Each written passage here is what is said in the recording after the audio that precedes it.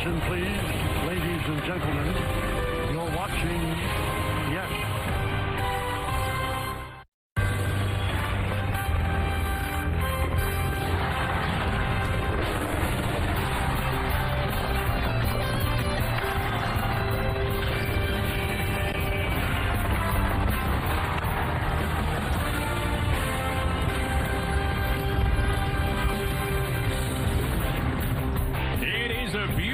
Sunday in Sacramento, California's capital city, host of the Yankees and all the lovely mothers on Mother's Day 2025, receiving their flowers on the way inside Sutter Health Park as we get set for baseball. It is the Sunday game of the week as the Yes Network presents Yankees baseball. It's the Yanks and the A's from West Sacramento, California. Hi again, everybody. Welcome into Yankees baseball on Yes, and happy Mother's Day. Alongside Jeff Nelson, I'm Justin Shackle. The Yankee bullpen coughed up a late lead yesterday in an 11-7 defeat. It washed away a 2-home run performance from Aaron Judge, but the captain continues to amaze now. Well, he was tied with Cal Raleigh with 12 homers. Until yesterday, he wanted to lead back. How about in the fourth inning, gets a fastball for J.P. Sears and deposited in the Yankee bullpen. That's number 13. And then number 14, well, that went off the batter's eye. 433 feet off the batter's eye. Let's take a look at the leaderboard presented by your local Tri-State Genesis retailers. If there's an offensive category, Aaron Judge is at the top of it. All you see are number ones for number 99. He will be batting second and be back in right field for the Yankees. It is going to be taking on a familiar face to all of us. It'll be Luis Severino facing the Yankees for the very first time. Well, he's been 2015 to 2023 with the Yankees. Had some injuries along the way, but he's doing things a little bit differently over the last couple of years. A lot more fastballs, 4-seamers up, and then the 2-seamer down. A lot more sinkers. You need it here in Sacramento, and then that wipeout sweeper. Everybody knows about that sweeper.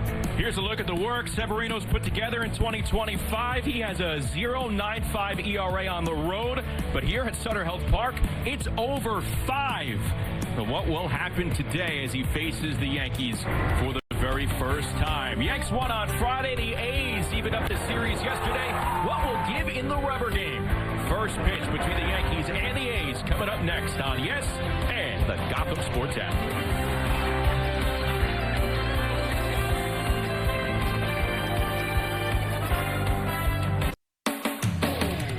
Yankees baseball on Yes is brought to you in part by the Chili's 3 for Me. The best $10.99 you can eat by Untuckit. Find the perfect fit today at untuckit.com or more than 80 stores worldwide, and by your local Tri-State Genesis retailers. Learn more at genesis.com. Also, the New York Lottery. Get out there and play. Yankees and A's moments away from getting underway in West Sacramento, California. Sutter Health Park, the site. Yanks won the opener. The A's came back to win the middle game yesterday, and here we have the rubber game as we take a look at the Yankees lineup. Ben Rice leading off and DHing, Judge in right, Bellinger in center, Goldschmidt cleaning up, Jason Dominguez is in left, Volpe, Wells, Cabrera, and Bibas at second, rounding it out with Ryan Yarbrough on the mound, and there is a familiar face in Luis Severino. Yeah, and there are the numbers for Severino on the year. Well, let's check out the Nissan Pitchers scouting report after the pitch. Time to play, and the pitch is a strike. We're underway. Well, right-handers he does really well against. 202 average, 258 against lefties. More heaters, we mentioned earlier in the open. A lot more fastballs, 61% of the time. And there's a sinker lined right into right field, and Duhar makes the catch. And there's one away. Taking a look at the A's defense. Miguel Andujar in right field, his very first start this season in right. Bleday in center, Soderstrom in left, and left to right in the infield. Urshela, Wilson, Arias, and Kurtz. Langoliers behind the dish. Here's Aaron Judge off a 2-home run performance yesterday, leading the league now with those 14 home runs.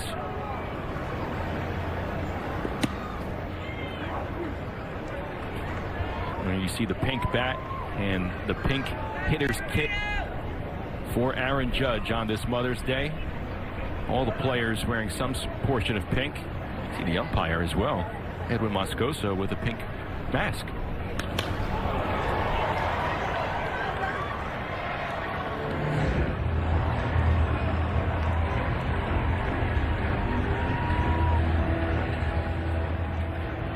There's Edwin.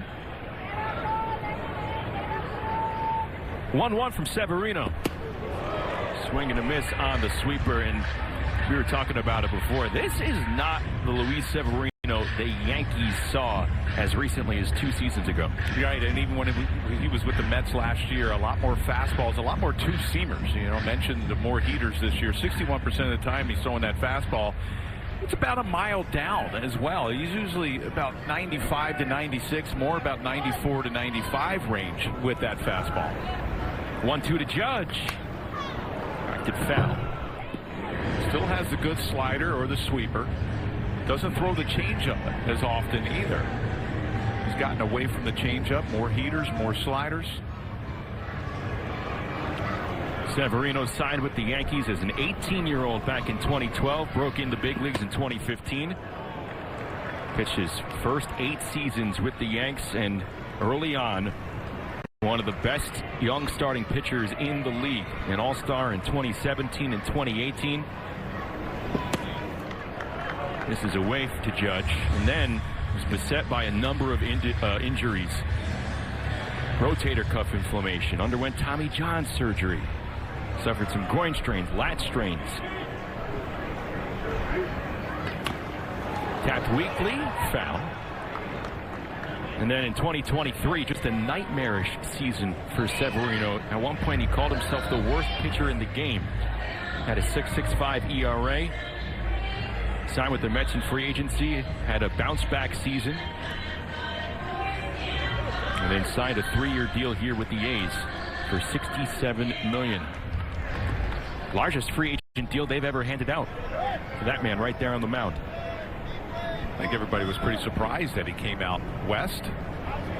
Payoff again, and again hit foul. Last year with the Mets, 31 starts. That was the first time since 2018 where he had a 32, and then in 17, 31 with the Yankees.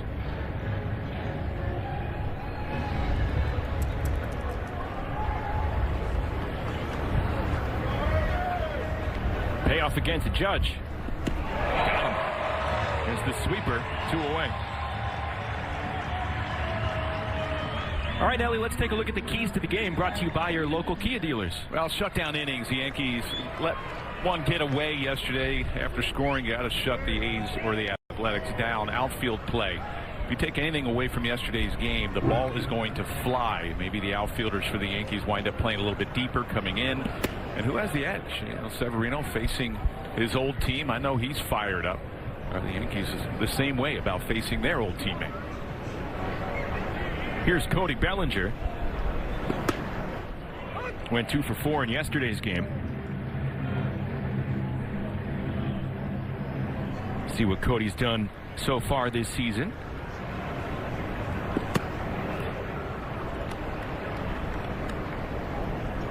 He's hit better as of late.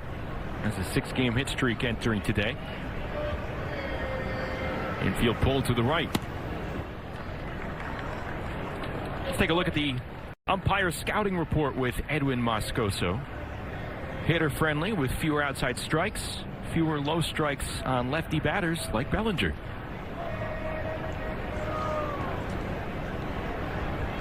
Severino behind 3-1.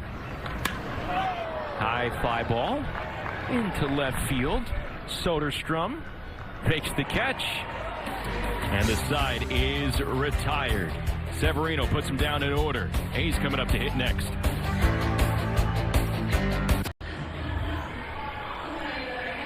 Now the Yankees don't score in the first against Luis Severino. Let's take a look at the A's lineup going up against Ryan Yarbrough. Jacob Wilson leading it off. Brent Rooker, Tyler Soderstrom, Shea Langoliers off a big afternoon yesterday. Hitting cleanup, Miguel Andujar batting 5th in right field. Then it's Nick Kurtz, Luis Arias, J.J. Bleday, and Gio Urshela rounding it out, playing third base and batting 9th against the lefty Ryan Yarbrough. Well, good numbers. His last outing was a start against Tampa. He's making his 2nd start. Let's check out the Nissan pitchers scouting report. Soft contact. He's got a really good pitch mix. The fastball in the high 80s, the sweeper, the changeup. You're going to need that today. Early outs. You want to try to get as deep as you can. 64 pitches in his last outing. I'm sure the Yankees would love that. And keep the ball down. A lot of ground balls. I know the Athletics are going to want to elevate the ball. 10 home runs hit between the Yankees and the Athletics in the first 2 games. Now he navigates against the top of this A's lineup. That'll be key here. 1 through 4 hitters on Friday went a combined 3 for 15 for the A's. Yesterday they went a combined 10 for 19. Wilson had 2 of those hits. And he skies it into left. Coming in Dominguez. 1 away. Let's take a look at the Yankee defense here in the rubber game. You see Dominguez in left, Bellinger in center, Aaron Judge in right. Then around the diamond, Goldschmidt at first, Bibas at second, the shortstop Volpe, Cabrera back at third, Austin Wells doing the catching for Ryan Yarbrough. Cameron Boone said he has been excellent, a guy that knows how to navigate on the mound, and he knows how to assimilate himself to any role that is needed. Opening, being the bulk guy. He's got a little deception in his delivery, a little 3/4 angle. Hides the ball well from the left side. Here's Brent Rooker, had a big 3-run homer yesterday against Carlos Rodon.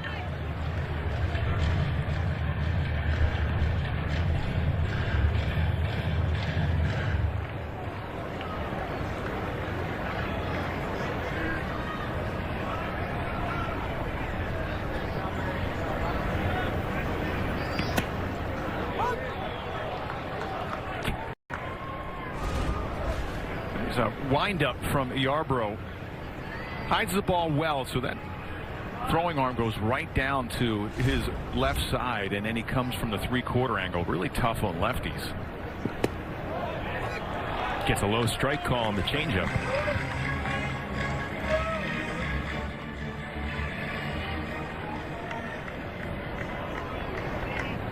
The winds are really strong at the start of today's game. Fly balls were difficult yesterday. Comebacker handled by Yarbrough. Tossed to Goldschmidt, 2 away. Time for the game time weather presented by Bigelow, the official hot tea of the Yankees. Much cooler today. 76 degrees. But those gusty winds. Outfielders yesterday, they admitted it did feel different out there. They don't want to make an excuse. Both teams have to play in the conditions, but it feels different in this park.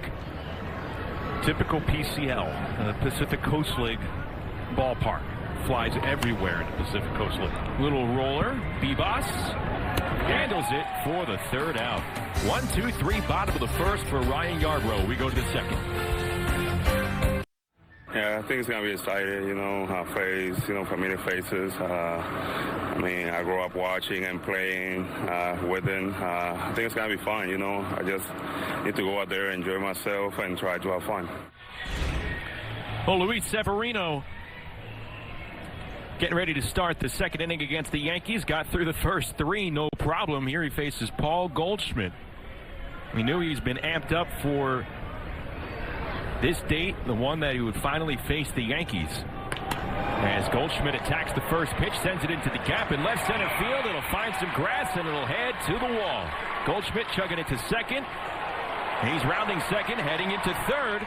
The cutoff will be late. Goldschmidt will slide into third. Now, Blade said that the ball got wedged in the bottom of the fence. Let's see what the umpires rule. Well, watch it as it gets into the left center field gap. It gets under there. He puts his hands up, but then he goes and retrieves it. It might have popped out. And Goldschmidt saw that, just kept running.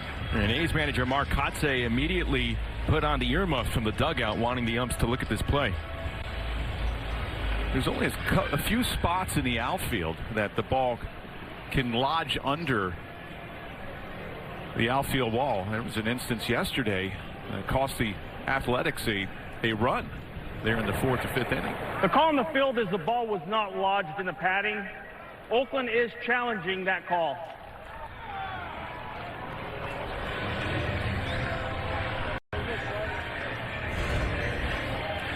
Let's take a look at this again.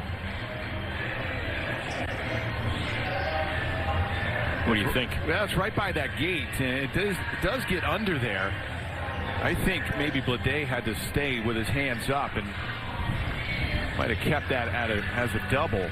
But once he goes down and gets it. The call from New York is the ball was lodged. This is a 2-base award. The call is overturned. The runner will be placed at second base. So Goldschmidt's going The to be placed Athletics at will second. retain their challenge.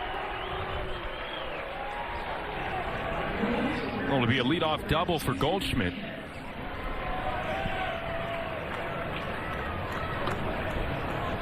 And Severino now working with a runner in scoring position. And Meredith, you could tell Severino was psyched for this day finally coming, right? No doubt he was fired up. And when I spoke to him in the clubhouse, he said, I was a Yankees fan growing up. I will always be a Yankees fan. He enjoyed his time going out there on the mound every time he could wear pinstripes. But before he signed the 3-year, $67 million deal with the A's, he actually consulted with another former Yankee in Miguel Andujar. Ball gets away from Langoliers. Goldschmidt will take third. The A's expressed interest. He called Andujar and said, what's it like? What's the culture like? What's the clubhouse like? What are the guys like? Am I going to fit in there? As we get another look right here. And Andujar said, yeah, you'll like the guys in this clubhouse. So it's funny, guys, when you go in the Athletics clubhouse, you have Severino in the one corner, Andujar right next to him, Gio Urshela a locker over, and then you have poor J.P. Sears on the other side. And I said to Severino, what, you didn't invite him over to the former Yankees section of the clubhouse? He said, no, he didn't want to come, but we're going to get him back over here. Well, he had one of his better outings against the Yankees yesterday. 5 innings, 1 run, J.P. Sears. Pitches upstairs to Dominguez. And the Athletics have the infield in. This is one of the situations that Severino struggles in. The runners in scoring position, 296 average against. And Jeff, one thing he brought up multiple times to me was the wind at this ballpark that we've seen play a factor throughout this series. I also asked him if he missed the New York media as he walked Jason Dominguez there, kind of jokingly, and he just looked at me and said, yeah, I do. I've never been held more accountable. Wow. He likes being held accountable. Here's Anthony Volpe. What do the Athletics have? Maybe 2 or 3 beat writers? They do a nice job, but not as many as New York, that's for sure. Shocked that he missed the New York media. I don't know. I don't know if he was fully truthful with that response. Miss the New York media. Some guys like the spotlight, and Justin, you've watched him enough. He's a guy that likes when the lights are shining the brightest. I feel like from a very young age in this Yankees organization, Severino was a guy that just wanted to shine so bright on the New York stage. He had the will to be great. And it's a shame that some injuries slowed him down.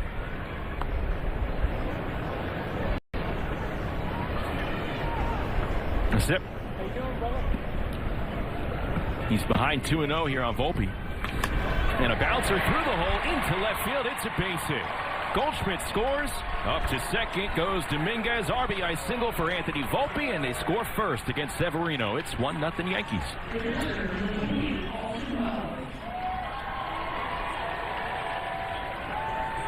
A really good at bat. Here's that 2-seam fastball from Severino. Supposed to be away. You see how it leaks out over the middle of the plate. RBI base hit. Here's Austin Wells. Still nobody out in the top of the second. 2 on. And the first pitch is sky foul. Austin hit a sacrifice fly in yesterday's game. That's 736 OPS. 4th best among American League catchers. Dominguez at second. Volpe at first. Good speed for the Yanks.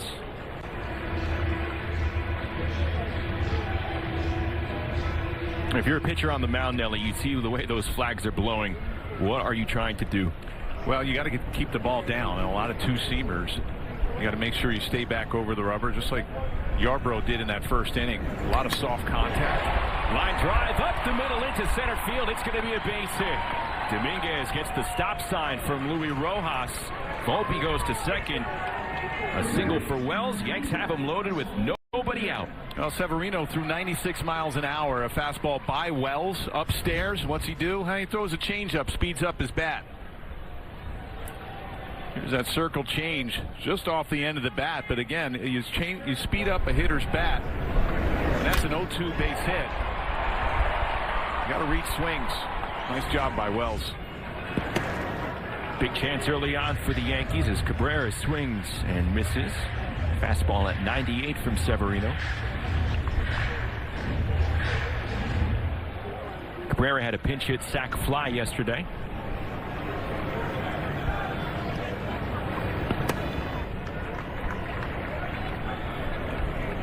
The one thing that gets tough with the wind, I remember in Texas, a lot of times at the old stadium, now it's indoors, the old stadium that used to be a jet stream that shot out to right field, right center field. If the wind was really blowing at you, when you're on the mound, you feel like you're throwing at 50 miles an hour, and you really have a hard time with your breaking ball. The wind is really blowing out to center field here, so I'm sure both pitchers on each side with Severino and Yarbrough feel like, okay, how I'm really going to have to snap off my breaking ball and spot my fastball, because it's really, you don't feel anything on the mound. The 2-1. Yesterday, the wind changed so much in the latter portions of that game on the Shea Langoliers 3-run homer, where Trent Grisham just ran out of room. Fernando Cruz was on the mound. He started to back up behind home plate. He thought it was just going to be a sacrifice fly before the wind took it out. 3-1. It's inside. It's ball 4. It's another run for the Yankees. Severino gives up a walk with the bases loaded, and it's 2-0. Really having a hard time finding his command on the mound. A lot of good at-bats by the Yankees. And you see him going through his motion in the back of the mound. It's one issue that he may have a problem with when he starts losing it. He has a hard time commanding that fastball. He will walk you. He throws a lot of pitches per at-bat. Let's check out FanDuel's live same-game parlay. Aaron Judge to hit a home run, Jorby Bebas to record a hit, and Jason Dominguez to record an RBI. Well, here is Bebas. Yanks up 2-0. Still nobody out. Bases loaded in the top of the second.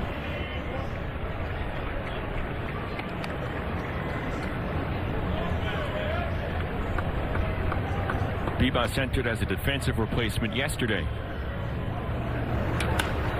Cracks it foul right over the A's dugout.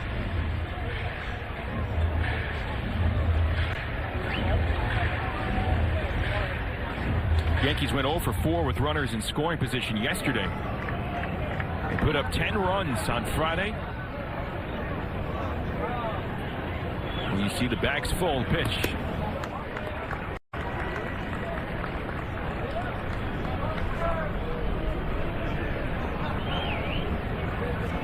And Rice waits on deck.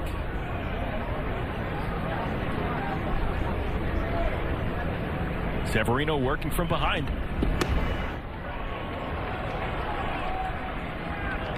Doesn't get the call. 3-1.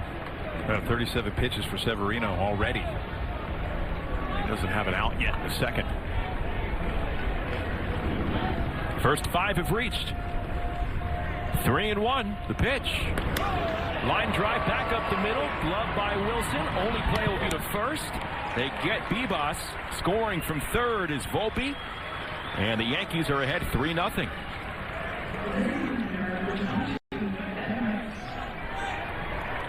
Put the ball in play. Things will happen.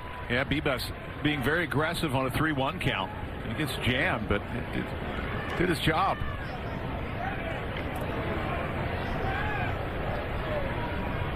Wells now at third. Cabrera at second. Here's Ben Rice.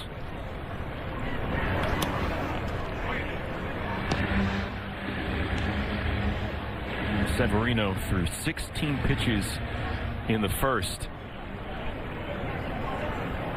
He's about to throw his 24th this inning.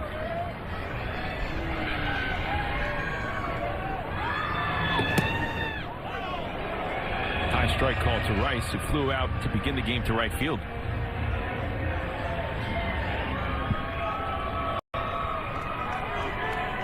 Infield drawn in about halfway. 0-2. Way inside. Yeah, the right side of the infield. They're playing about 15-20 feet off the grass. You know, Wells at third doesn't really run well. I think they could probably get him. The left side of the infield plays in on the grass. It hit him. Rice hit by the pitch, and it reloads the bases for Aaron Judge. So the nightmarish second inning continuing here for Luis Severino. He just yanked this sweeper. Gets him off that left knee.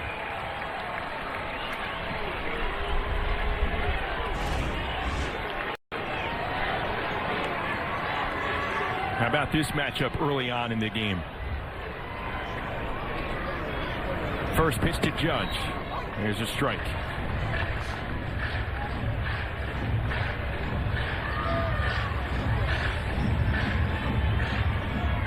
Two former teammates who were close came through the Yankee system, all part of the Baby Bombers generation.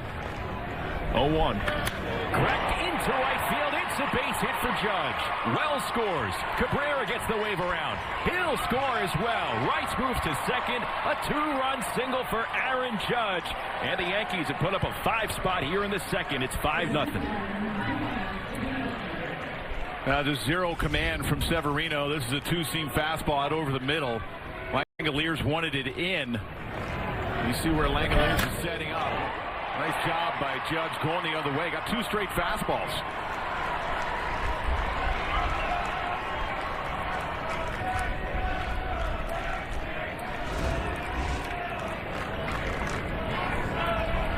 Ninth hitter of the inning for the Yankees as Bellinger fouls off the first pitch. And the A's getting busy in the bullpen. Shaq, you mentioned earlier that Severino here at home, a 5.28 ERA compared to a 0.95 on the road.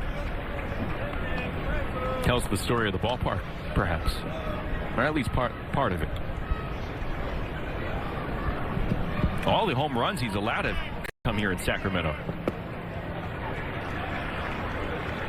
That's why it's so important to throw strikes, get ahead, start putting guys on. The ball gets lifted in the air, walks come around to score.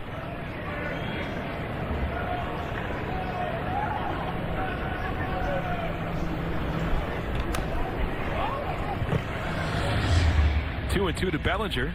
Flew out to left field in the first.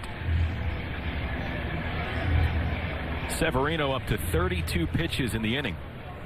Rice at second, Judge at first, 1 out, 5-0 Yankees here in the second. And a soft liner right to second. Urias gloves. There's the second out.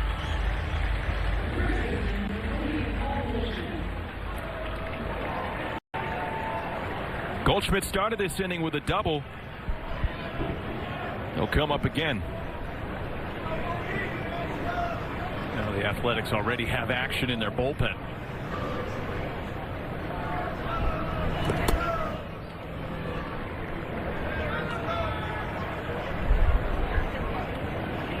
See Goldschmidt's average up to .345 after that 9th double of the season.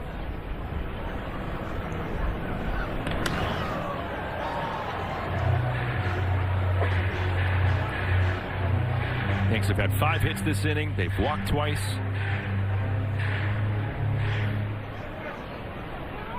Really taking advantage of Severino's lack of command. 1-1.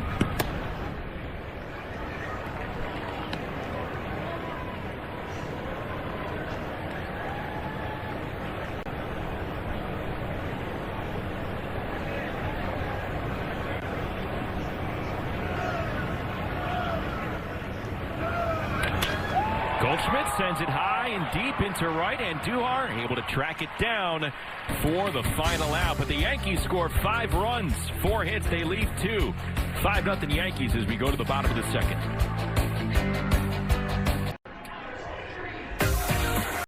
Time for Pinstripe Pride, brought to you by Toyota, the official hybrid vehicles of the Yankees. And today's picture is of Ainsley, who was born just a couple days ago and already has her first Yankees gear and her first baseball. Use the hashtag Toyota Pinstripe Pride and mention yes in pictures you post to social media to reflect your love for the Bronx Bombers. We might spotlight you in a future game. It's got the 4-seam grip already going. It's pretty impressive. Yeah. Happy Mother's Day to everyone. All the mothers. Yeah. Did you talk to your mom today already? I shot her a text. I'm going to have a lengthy conversation after the game. All right. A text. All right. At least you call her after the game. I mean, it is going to be at length. Oh, is it? Yeah. Full Sunday recap.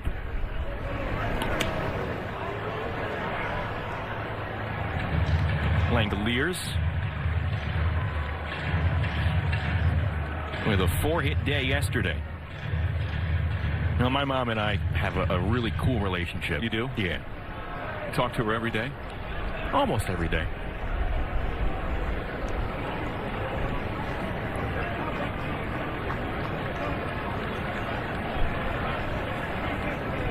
Yarbrough ahead 0-2.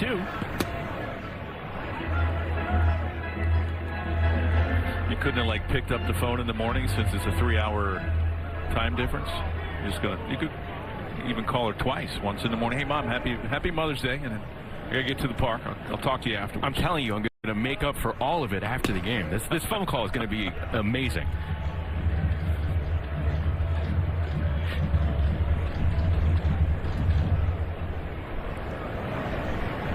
It's a getaway day, so we got to catch the plane, but luckily we are in this ballpark as Langoliers fists one into shallow center. It'll drop in for a base hit, but the only way to get out of here, Nelly, is walking through the outfield, so that's a long walk to the bus on the way to the airport. That's what you call a lengthy conversation, the whole 5-minute walk out to the bus? No, the bus ride.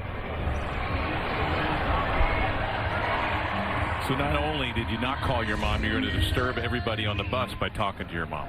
Low talker.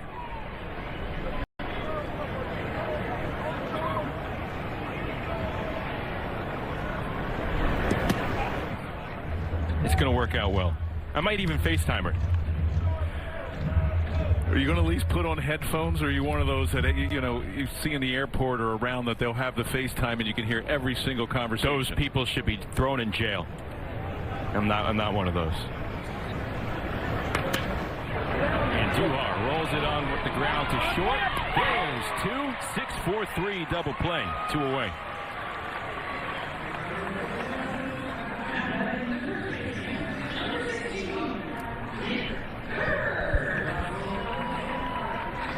So here's Nick Kurtz. You know, Yarbrough is probably the perfect, through the first couple innings, don't want to jinx it, but the perfect guy for this type of field. A lot of soft contact, a lot of jam shots, a lot of pitches off the end of the bat.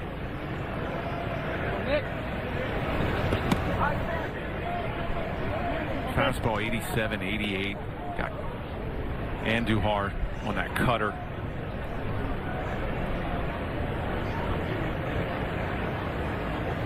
See how he works lefty to lefty against Kurtz, the rookie.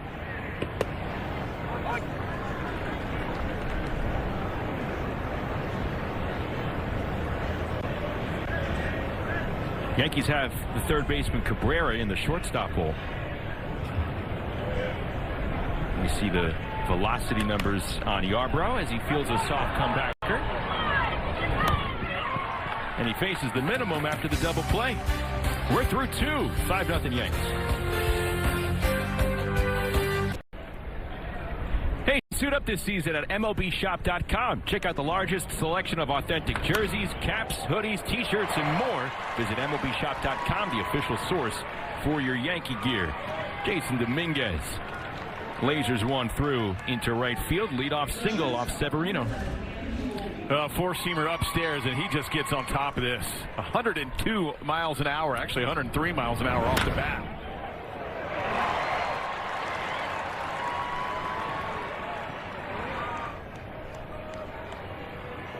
Yankees with 5 hits now off Severino after that big 5-run second. Here's Volpe again. He singled off Luis last inning. Well, Yarbrough did an outstanding job after a long top of the second. Throw up a 0, roll a double play, get the Athletics right back in the field.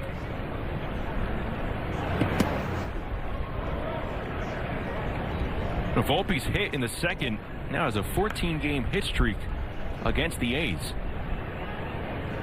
Yankees have commanded the Athletics the last several seasons. 16-6 since 2022. They'll visit the Bronx in late June.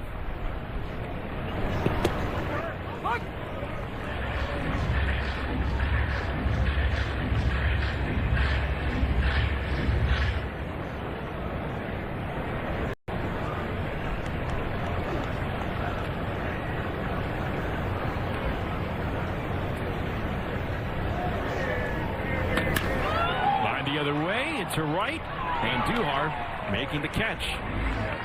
Volpe retired. You know, this is the first start in right field for Andujar this season.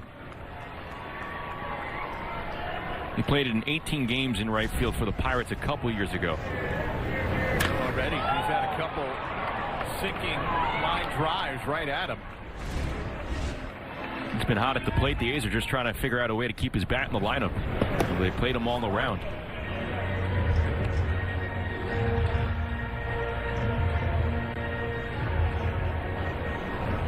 Wells singled back up the middle his last at bat.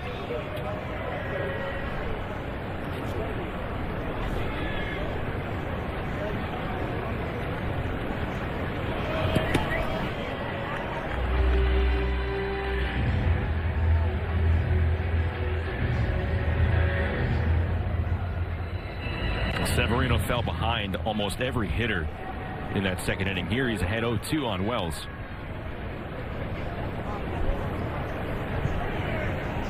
And the pitch. Dominguez takes off. It's fouled back to the net.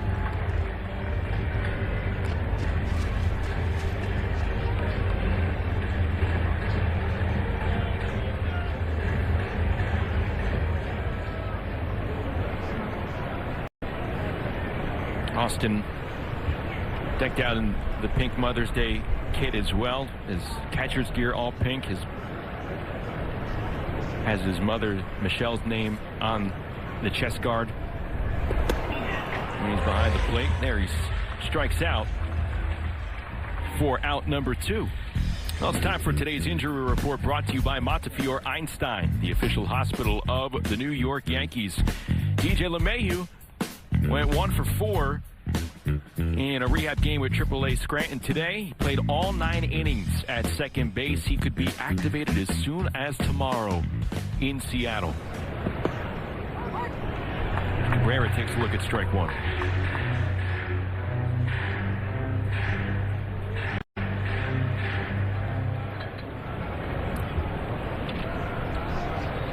Good to get him back. Hopefully you get the old DJ LeMahieu, the way he swung the bat a couple years ago. Yeah, with Jazz Chisholm Jr. sideline, Aaron Boone saying he's going to be a piece to the puzzle in the infield.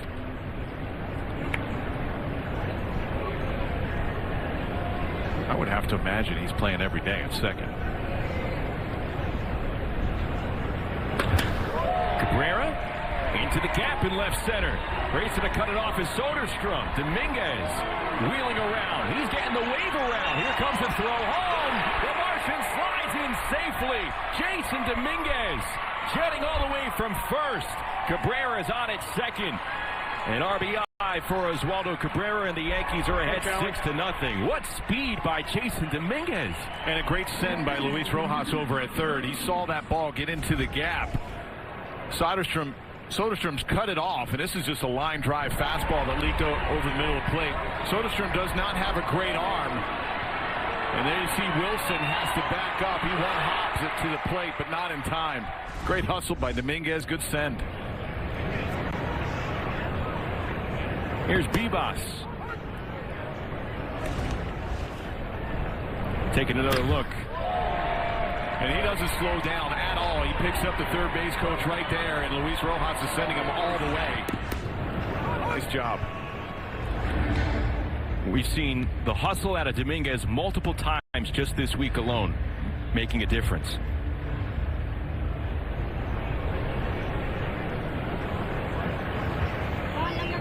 Bibas starting at second base here today. Yeah, you'd have to factor in LeMahieu moving forward here. Oh, another look. He ran through the stop sign. I thought he was sending him the whole way. Couple of hops. Tough play for Arias. And they get Bibas at first base. Aaron Boone holding up the stop sign. A's trickling off the field. We'll play through. Bibas is out. And the side is retired. Yanks get another run on 2 hits. They leave 1. We move to the bottom of the third. 6-0 Yankees. Time now for the Optimum. Don't take slow for an answer replay. Well, there's nothing slow about this.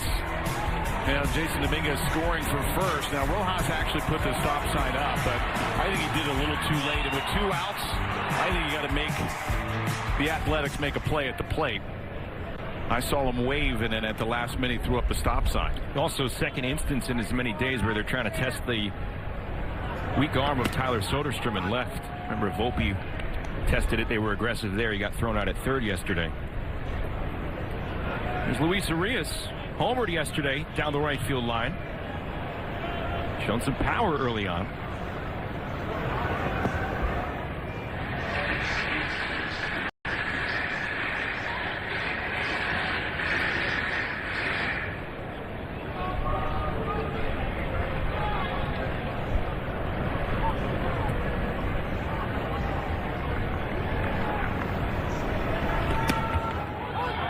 Yarbrough gets the strike call.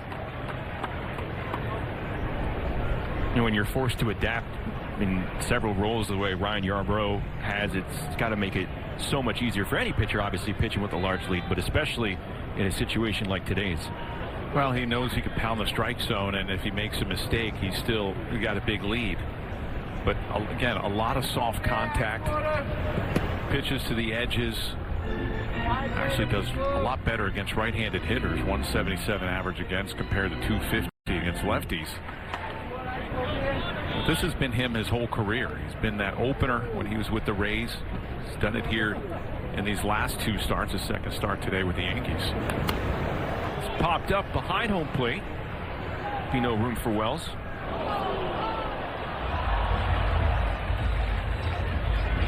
And you see the hard hit percentage, the average exit velocity, that is not high at all.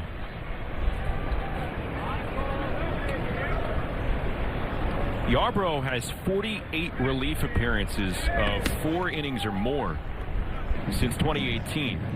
That's by far the most in the majors. Next highest is Yanni Chirinos with 20.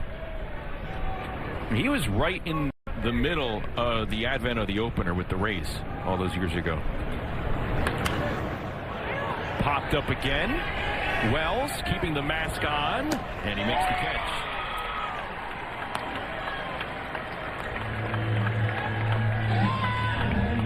Let's take a look at Yarbrough's arsenal presented by StatCast 3D. Well, there you see the fastball. Not very hard, 87 to 88. We have the sweeper, the changeup. There's his 3 pitches that he uses the most. He'll throw the cutter every once in a while into a righty, and he'll climb the ladder with the 4-seamer. Here's the lefty, J.J. Bleday. Didn't play yesterday.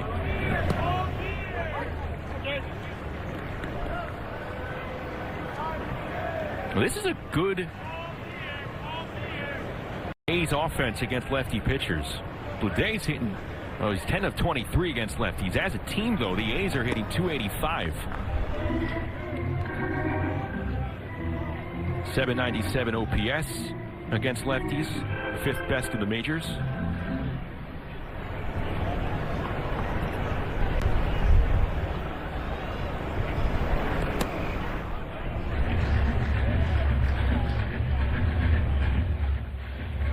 Nelly, I looked up a few moments ago. The flags are blowing toward the left. I glanced down, back up again. Now they're blowing to the right. Let's see what happens when the ball gets above the stadium like it did yesterday.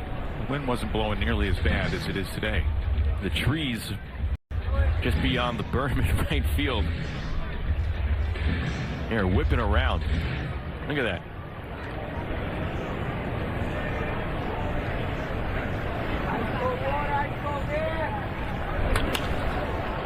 High fly, center field, incoming Bellinger, makes the catch.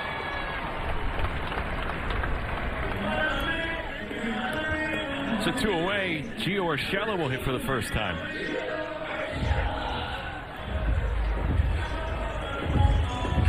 Urshela starting at third base, has 11 hits in his last 11 games. And he's actually losing time to Miguel Andujar at third base. Miguel's bat has been really hot for the A's. It's kind of the opposite of what happened with the Yankees. Andujar went down, had a lengthy absence because of a wrist strain, torn right shoulder. In came Urshela in 2019. He never looked back. Neither did the Yankees at the hot corner.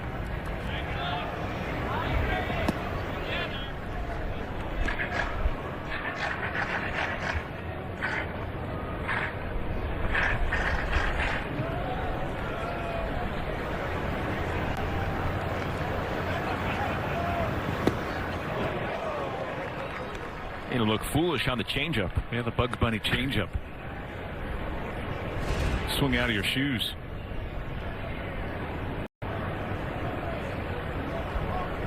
Urshela's always been a great defender and has some pop in his bat.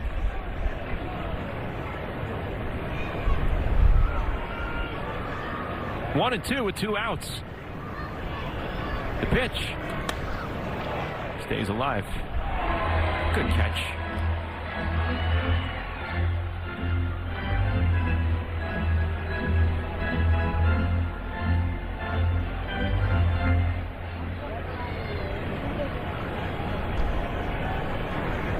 Six nothing Yanks, 2 out, bottom of the third. Goes up to 90 miles an hour. And it's 2 and 2. And change the eye level a little bit. Now watch for that Bugs Bunny changeup, maybe down and away.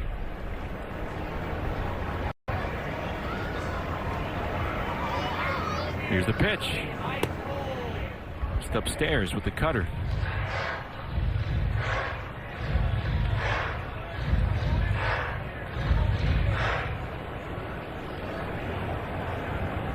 Urshela's bounced around the last couple of seasons with the Tigers, the Braves, now here with the A's.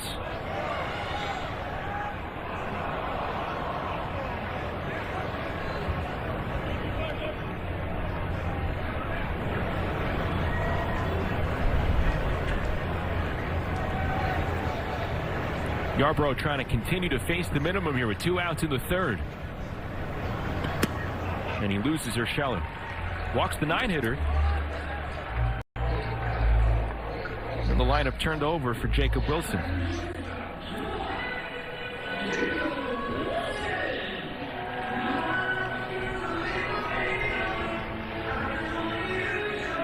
Wilson flew out to left his first time up.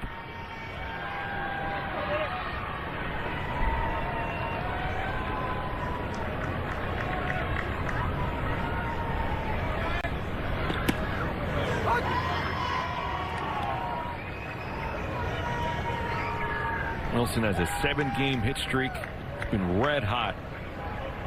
Hitting for average. Came into today at .358, second best in baseball behind Judge. And Yarbrough getting that outside corner call. Quickly ahead 0-2. Now Wilson's got a lot of movement in that stance. You watch him go back, bounce back and forth, really opens up and then comes in, squares off.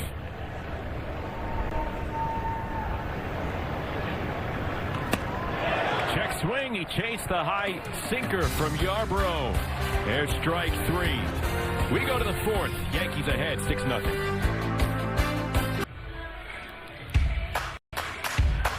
Fan, the Gotham Sports app is your new home for streaming live Yankees games and so much more, and it's free with an eligible TV provider subscription. Download the Gotham Sports app now or visit GothamSports.com to get streaming. Yanks ahead 6-0.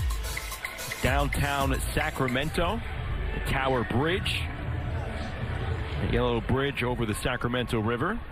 It's beyond the right field fence here at Sutter Health Park, the home of the A's for the next 3 years.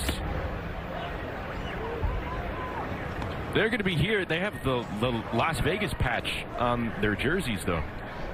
Let's hope they still go there. They haven't started the stadium, I don't think, in Vegas. The A's say that shovels are going to go in the ground next month. They have the Tower Bridge patch on one sleeve and the Vegas patch on the other. Ben Rice was hit by a pitch in his last at-bat.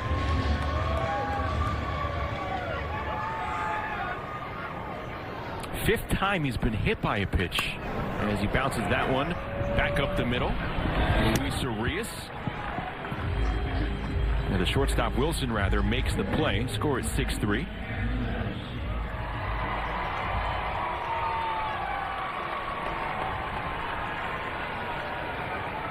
Here's Aaron Judge. Drove in 2 with a base hit back in that 5-run second inning for the Yankees.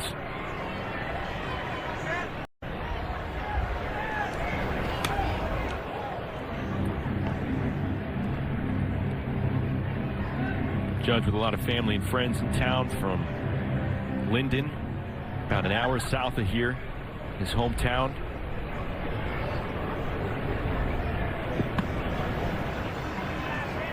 He's put on a good show so far. 2 home runs yesterday, 2 RBIs today.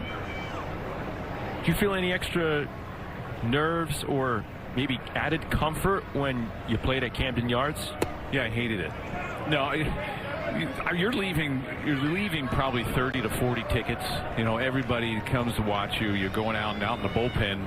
Then you can, at Camden Yards, you have fans that walk above you because the visiting bullpen is in that second deck, that second area below or above the Orioles bullpen. So you have a lot of fans and a lot of friends that you've gone to high school with or family member, cousins. They're yelling your name. So I don't know if I did too well at Camden Yards. I know my first outing ever, I gave up a home run to Randy Milligan off the batter's eye, and that's a long way.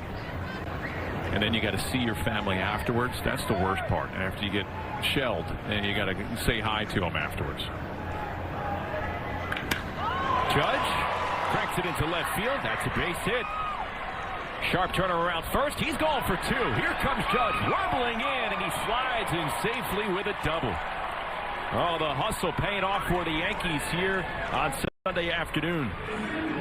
You know, he talked about how quick that outfield is, and once it gets on the ground, it's going to get through into the gaps, and he's thinking 2 all the way. Yeah, Blade and Soderstrom out there maybe taking a little too long, thinking it's just going to be a single, a hustle double. So here's Bellinger, 0 for 2. Rips it foul. Now it's a little bit different because you doing all the tickets on the computer, so you have to ask someone, "Can I have your tickets?" and they have to transfer them to you. You know, back then, you're just asking guys on the team, usually about 6 tickets, and you trade off. A lot of California guys, okay, you can have my tickets in California. Let me have my tickets in Baltimore. Just throw them down on a piece of paper. I think that's the worst part because you have so many people that want to come to the game and thinking they're going to get in for free.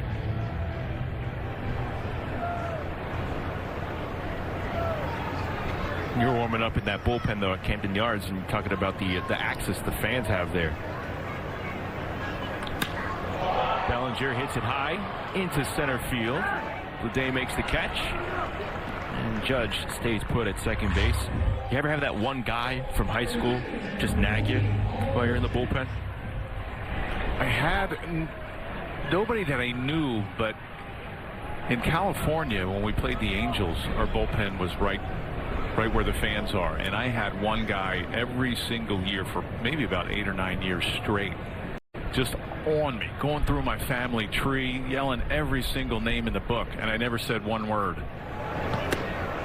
And probably the 10th year, I go back out, so here I see him right in the front row, and I'm like, here we go again. And he called me over, and he goes, "You know what?" He says, "I've been getting on you for 8 or 9 years." He says, "I'm done. You haven't said one word back to me." He said, "I'm not doing it again." And I shook his hand. He introduced him, and all of a sudden we became friends. I sit there and I'll talk to him. I mean, he would go through my family tree, and just, you know, you name it. He was calling everybody,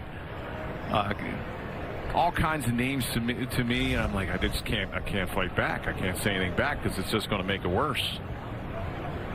See Langoliers catch a piece of that foul ball. So you're friends? So he finally said, I'm done. I can't get on you anymore. You've never come back and said anything back to me. And, I'm wasting my time getting on you.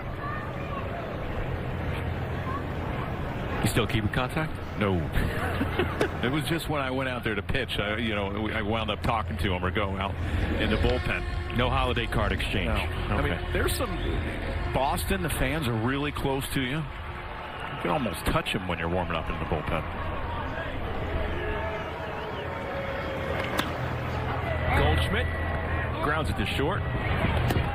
Wilson gets the out. Side retired. Yankees strand one in scoring position. Middle of the fourth. They're ahead 6-0.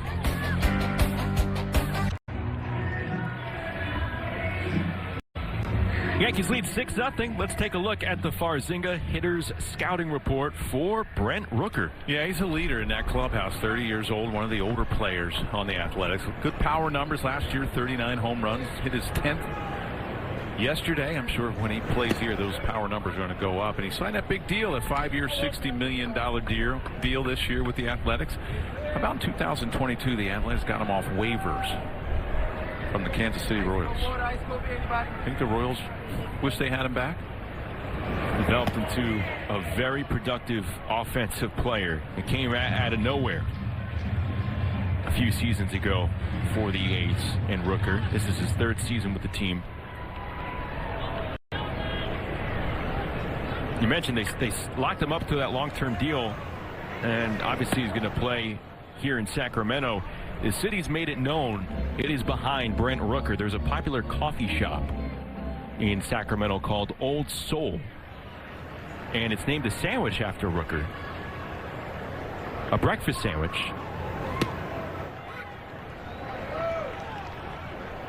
Do we have the name of the breakfast sandwich? Oh, the Brent Rooker. Oh. It's like the Larry David. What is on the Brent Rooker?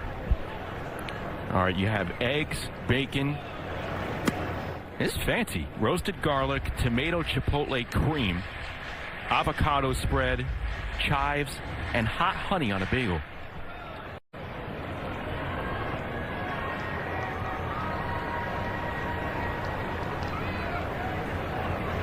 Packed it all in. Rooker bounces it, and it gets through into left field. Volpe and Cabrera both went for it. Leadoff single for Rooker. Well, as a third baseman, you're going to try to get it. You watch Cabrera, it probably is better suited for Volpe in the backhand and throwing on the run.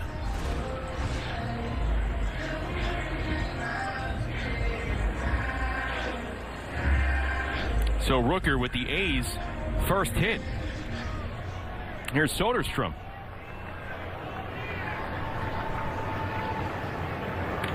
And he cracks it into left. There's a base hit. Rooker goes to second. First two A's have reached here in the fourth.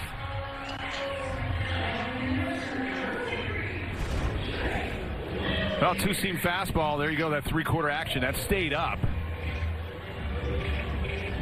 Yarbrough's done a great job of keeping the ball down, getting a lot of soft contact.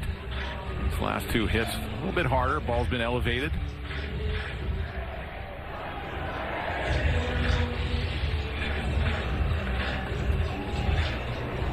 I said Rooker had the first hit. Langoliers actually had the first hit in the second. 5 hits the last 2 days for the A's catcher.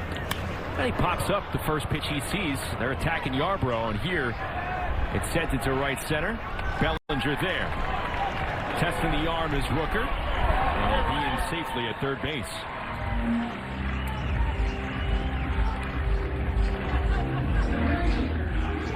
You can see how that wind's playing havoc on the baseball. Bellinger came in on it and then had to take a couple steps back to catch that. It allowed Rooker to be able to tag up. Couldn't get a good throw. Throwing from your heels. So Miguel Andujar will hit with runners at the corners and 1 out. Yankees ahead 6-0. Yarbrough trying to keep the A's off the board. This is their best scoring chance thus far against Yarbrough.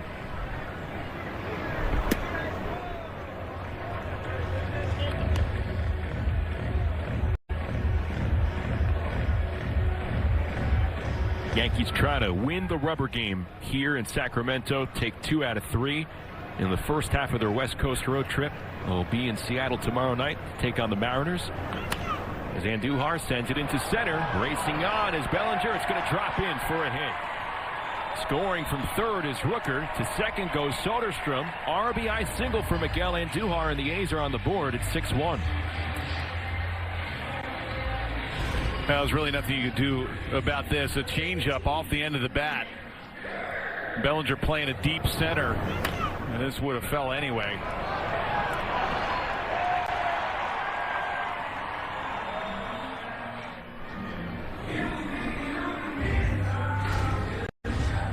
So 3 of the first 4 have reached this inning against Yarbrough, and Nick Kurtz will be the batter.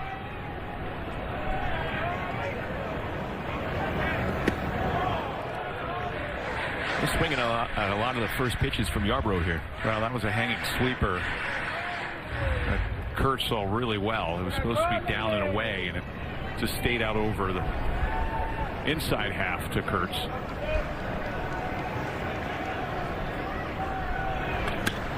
Rolled on the ground, diving stop Beavis, he knocks it down, and they get him at first base.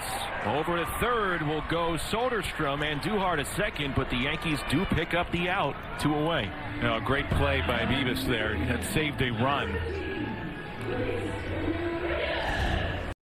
You watch out, he goes to his left. This saves a run and also a base hit. He stays with it. Kurtz not too quick down the line.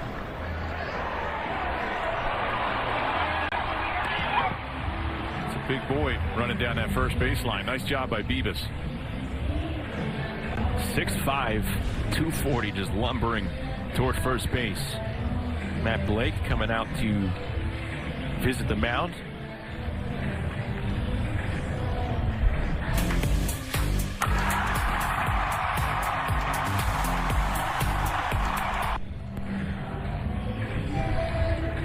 Beavis plays a really good second base. It'll be interesting to see what happens with him and DJ LeMahieu's return. The Yankees are going to have to make a move to obviously have DJ get back on the roster. Urias just sends it deep down the left field line, but between Bibas, Oswald Peraza, Pablo Reyes, you figure one of them could be on the move with LeMahieu's impending return.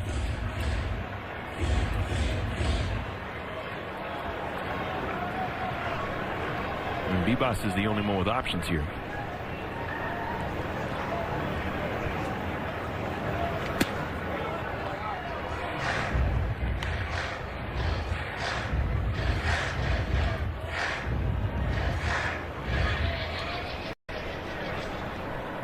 Yarbrough gave up 1 run in 4 innings last Saturday. He's just trying to make it through the 4th, limiting that damage, though 2 in scoring position here. Well, no action yet in the Yankees bullpen. Sure, they would love to see Yarbrough go 5, up 6-1, so he can get out of this inning.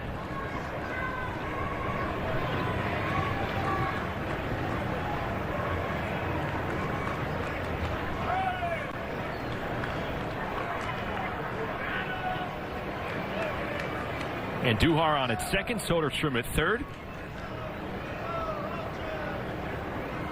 2-1.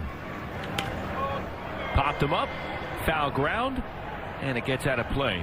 That's the Coliseum. That's probably out number 3. That might be. That's what you loved about that place. Any ball that looks like it was going to go into the stands, it's staying in play. The infielders there really had to stay with the ball. Here, a little bit different.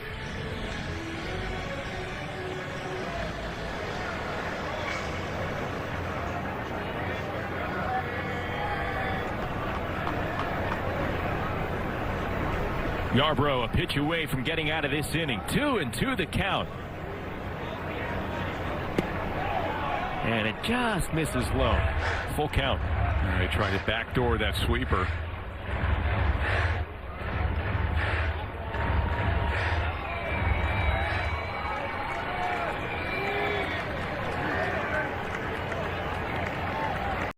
Payoff pitch on the way.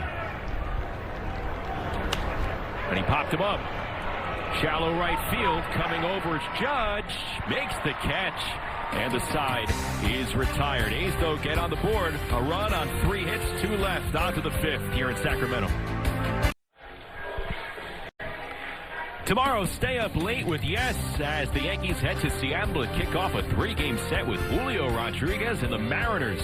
Coverage starts at 9 o'clock with the pregame, then first pitch set for 9:40 on Yes and the Gotham Sports app. Alongside Jeff Nelson, Meredith Marakovitz, I'm Justin Shackle. Happy Mother's Day to all the great mothers out there.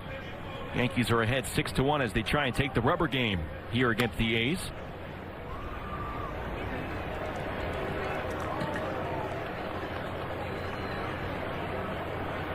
Dominguez has reached twice today, scored 2 runs.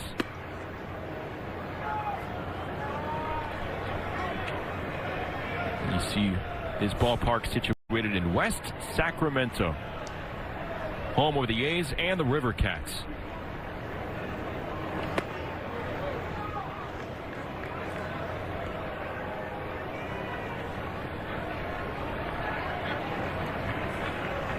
Action stirring up again in the A's bullpen.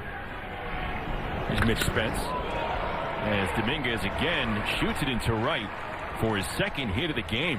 Leadoff single for Dominguez. Now he's having quite a series. This is a 2-seam fastball. Real good movement from Severino on that 2-seamer. It starts on the inside half, but gets out over the middle of the plate.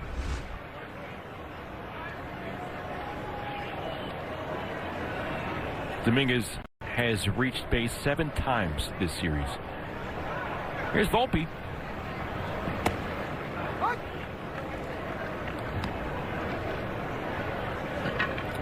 Well, he attempted a stolen base there in the 2nd inning. But Wells fouled one off. Let's see if he'll run here.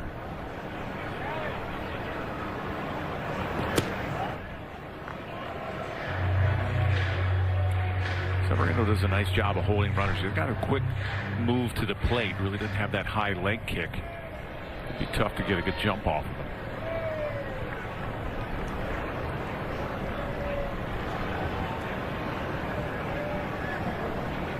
Snap throw to first.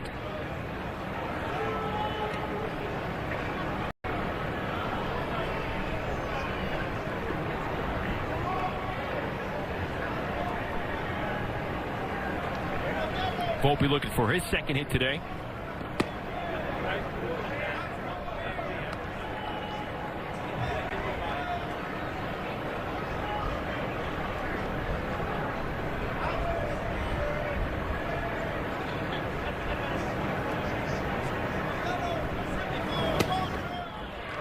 Big swing and a miss.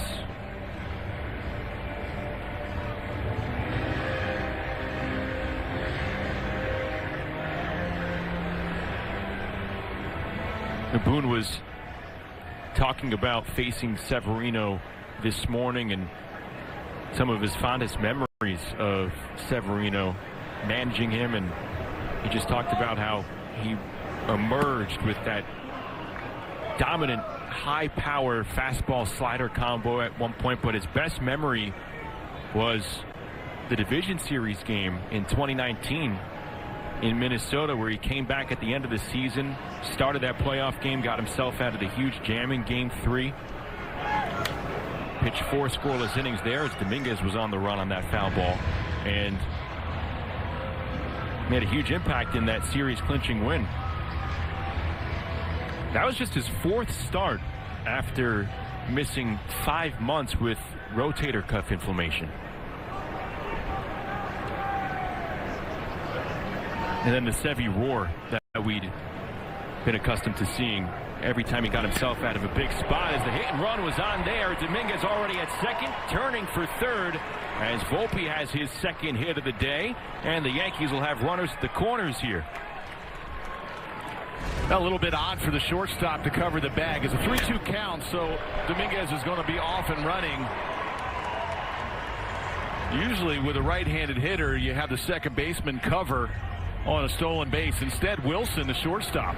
Watch Wilson. He's going to cover on a right-handed hitter, and it hits that hole right where he was for a base hit.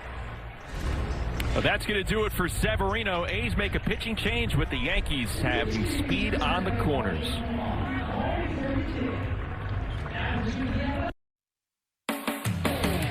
Yankees baseball on Yes is brought to you in part by Hyundai. Test drive a new Hyundai today, only at your local Hyundai dealer. By FanDuel, new customers get $250 in bonus bets if your first $5 bet wins. And Optimum Fiber. Get Optimum, the fastest fiber internet. Don't take slow for an answer. Former Yankee farmhand Mitch Spence facing Austin Wells, runners at the corners, as the Yanks try and add on to their lead here. And they're saying that pitch hit Austin Wells. Edwin Moscoso looking at the Yankee dugout.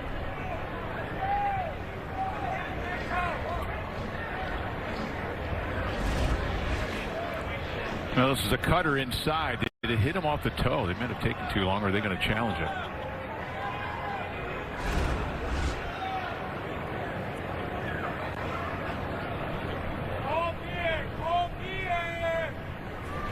The call in the field is a no hit by pitch. New York is challenging. Well, Spence throws a lot of cutters. He really doesn't have the fastball. About 60% of the time, cutter, slider, curveball. This was that cutter inside. Challenge replay brought to you by Citizens Made Ready.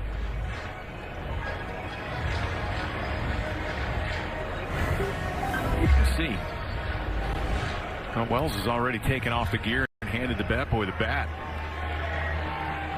Well, this would load the bases for the Yankees. It looks like it got him right on that right foot. Looking up at the big board.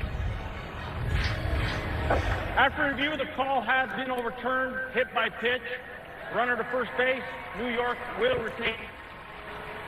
So Wells hit by the pitch. It loads the bases with nobody out. And a chance to really blow this game open here in the top of the fifth. Wells is at first. Volpe's at second. Dominguez on at third. A chance for Oswaldo Cabrera. Doubled back in the third. Also walked in the second. And the infield for the A's will come in.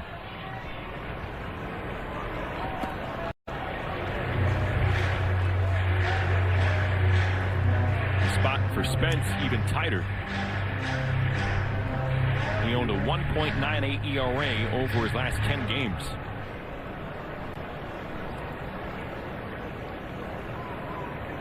World 5 draft pick for the A's out of the Yankee system. As Cabrera hits it hard on the ground. Urias first play to home. They get the out there. The throw to first is dropped by Kurtz. Over to third will go Volpe. Wells to second, and Cabrera will be safe at first on the fielder's choice. They get the out at home. Well, heck of a play by Urias. Backhanded, gets on top and throws it to home. And then Langoliers throws it more towards the first base dugout. Kurtz had to reach back. It's one of those plays that a lot of first basemen get injured when the ball goes up the line towards the runner.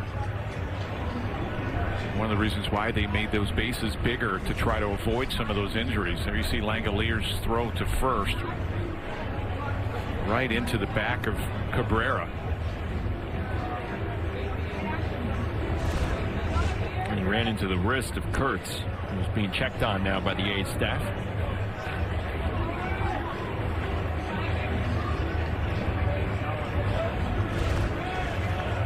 Take another look here.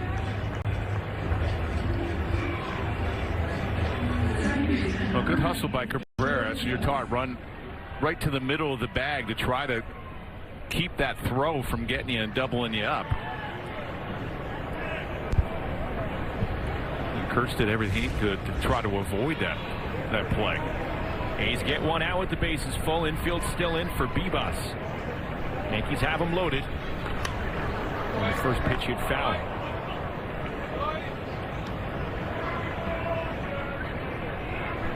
Bibas hit an RBI ground out.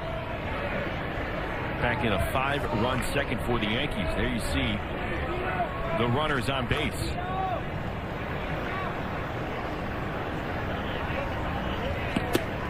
Big swing and a miss.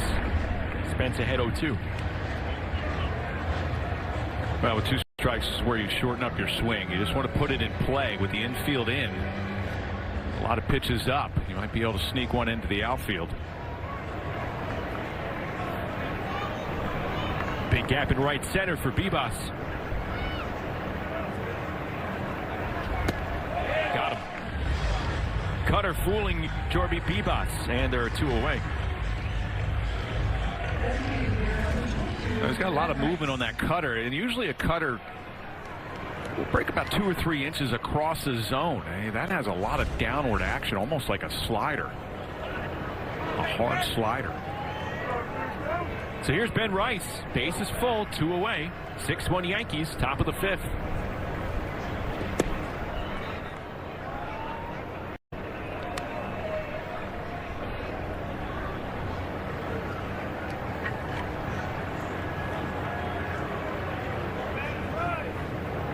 And the Yankees get a big swing here and pad this lead.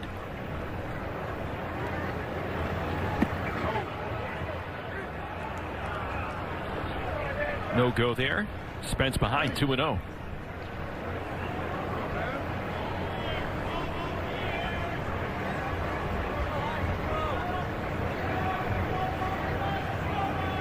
Infield now backed up with those 2 outs.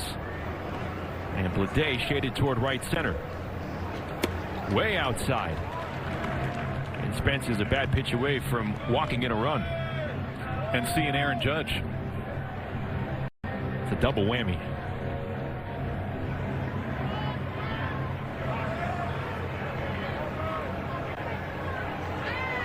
Pretty big spot in the game. Yankees trying to cushion their lead. Spence trying to stop the bleeding right here. 2 outs to 3-0. That's a strike.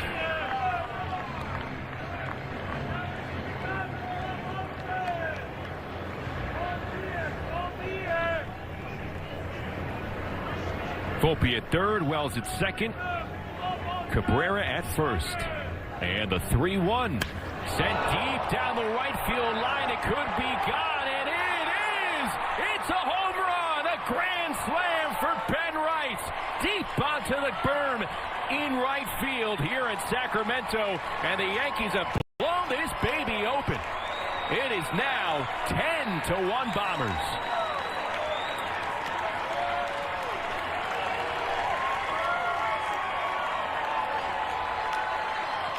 Well, Shaq, you were looking for that big hit. There it was.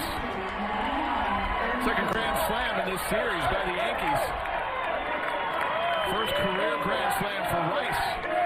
Jason Dominguez, a couple nights ago, hit his first grand slam. 398 feet. And now he has to deal with Judge. Ben Rice, the big swing.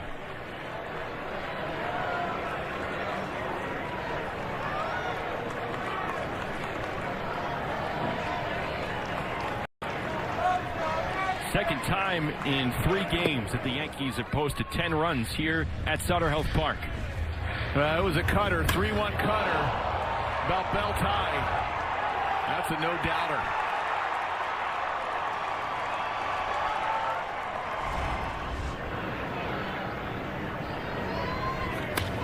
Judge lifts it into right, and Duhar will play it on a hop.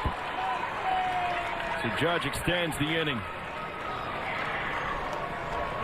Third hit for the captain. Taking another look at the grand slam. 3-1 count. You're being aggressive with the bases loaded, 2 outs. You get a cutter. Inside. At 111 miles an hour off the bat. That's a crowded fight for that baseball down there.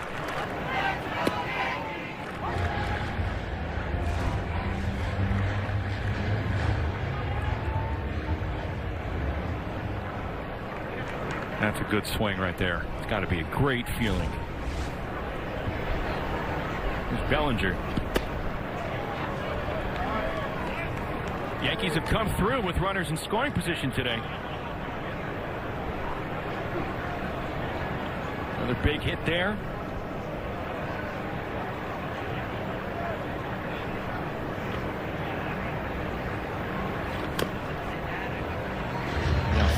12 with runners in scoring position. Take a look at all the Yankee fans rising out of their seats for that one. It's like a home game for the Yankees here in Sacramento.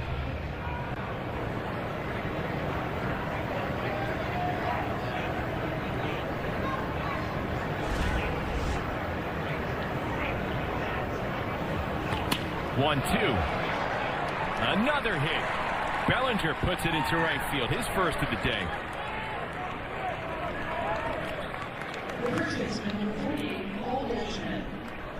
Twelfth hit for the Yankees this afternoon, and Goldschmidt's the 9th hitter to bat here in the top of the 5th. Second time this game, Yankees have sent at least 9 batters to the plate in an inning. Now the second time in this series that the Yankees have scored 10 runs. Did it on Friday night and again today.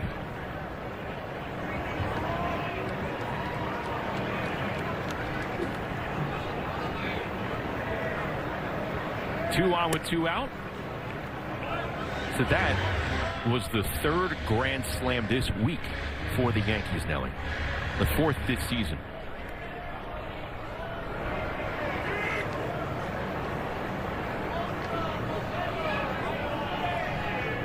Austin Wells had one against the Padres. Dominguez back on Friday, and Rice here today.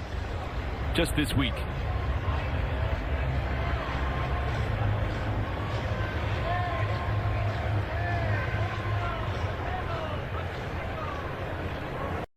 For this season. Second behind the Diamondbacks.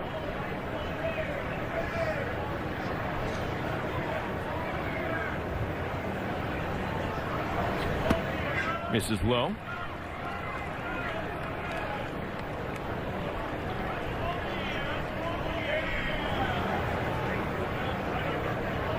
I would say that home run by Rice was not wind aided. No, that was all power.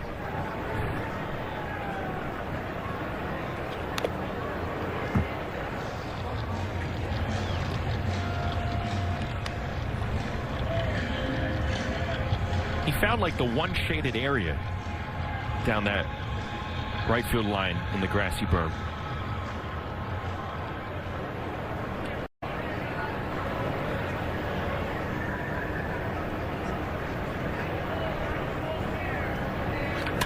Goldschmidt sends it high in the air to deep left field. Soderstrom will watch it bounce off the wall. Judge will jog in to score from second. Goldschmidt slides in safely with an RBI double. 11-1 Bombers. Well, that cutter's not cutting. This is a meatball, a hanger right out over the middle of the plate. Goldschmidt just missed the pitch before. And it smacks off that left center field wall. It's going to score Judge, and the Yankees bat around for the second time in this game.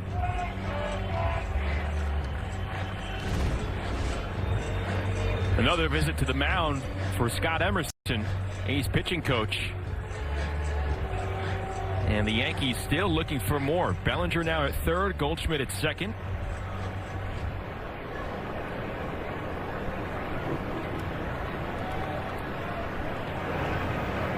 Well, this copyrighted telecast is presented by authority of the New York Yankees and may not be reproduced or retransmitted in any form, and the accounts and descriptions of this game may not be disseminated without the express written consent of the New York Yankees.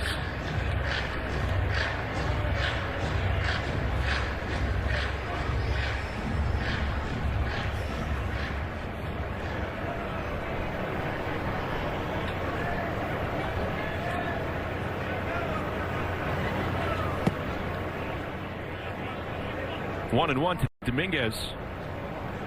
Very productive day for Jason. Reached 3 times, including 2 hits. He led off this inning with a single and was thrown out at home with the bases loaded. Yankees have since blown it open thanks to the Rice grand slam.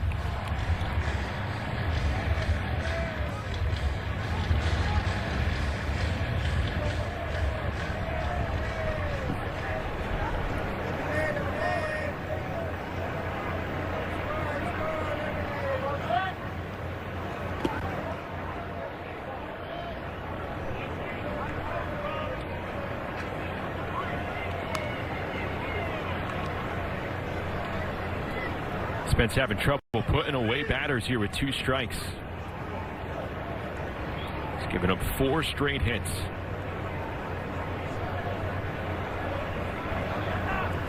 Here's the 2-2.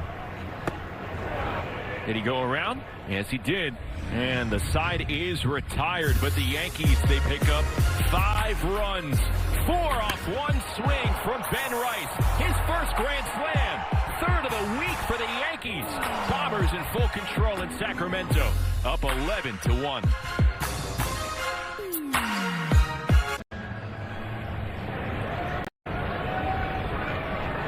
Ryan Yarbrough back to work, this time with a 10-run lead. Yankees well ahead of the A's here, 11-1 as we start the bottom of the 5th. And the first pitch sent by J.J. Bleday deep into right field and onto the berm for a home run. J.J. Bleday, a solo shot. And the A's are trying to start that claw back into this game. It's now 11-2. Well, with a big lead, Yarbrough just wanted to get ahead. Get that first pitch fastball. Getting ahead in the count. And Athletics still being aggressive. There you see that 2-seamer. Supposed to be away. It gets up in that air and forget about it.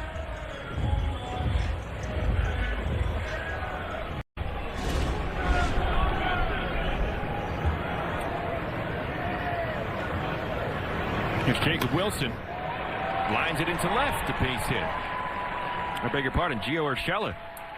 A's number 9 hitter with his first hit of the day.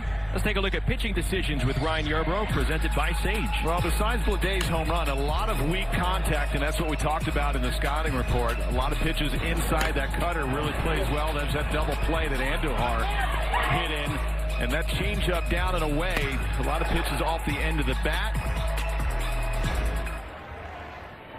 Great job so far. You're trying to get that win, trying to get that first Yankee win. Yarbrough is trying to get through 5.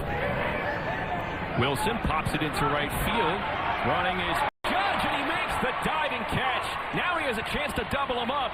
And they do not get Urshela, but what a play on the dive by the captain. I tell you what, you might want to take a look at this. This was pretty close. I think maybe Judge might have got him, and it's really tricky out in the outfield. The outfielders really have to hold up, not knowing if that ball is going to carry out to them. Great play by Judge.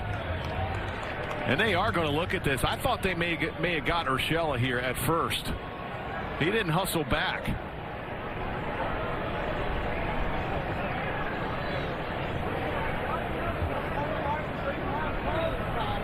On the field is safe at first base. New York is challenging. So the Yankees do, in fact, challenge this, whether it's a double play. There you see it on the replay. Well, Urshela didn't come in and slide getting back on that great catch. I think they may have got him. We'll see.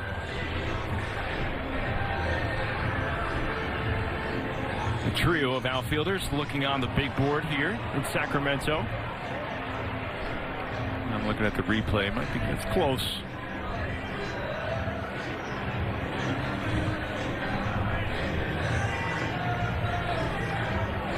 So in the normal MLB ballparks, the replay review room may be back near the clubhouse or behind the dugout, where Brett Weber, who's really good at reviewing these plays. After review, the call on the field stand. The runner is safe. All right, so Urshela made. New York will lose their challenge. Weber's situated back in the clubhouse over the left field wall. Yeah, I wonder if they give him, you only have 15 seconds to challenge a call. I mean, I wonder if it changes here because the replay room is so far away. So a great catch by Judge. It retires Wilson. And Rooker will bat here with 1 out.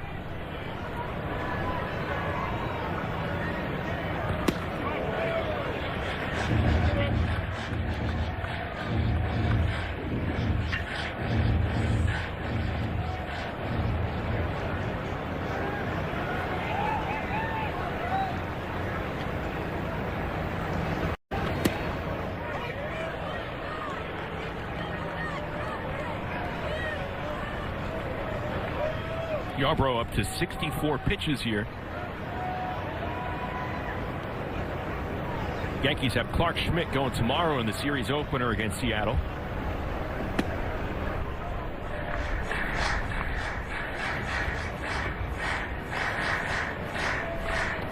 De Los Santos starting to get loose.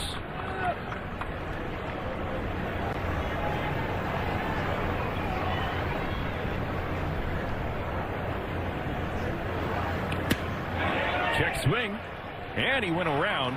Rooker punched out by Tom Hanahan at first base, 2 away.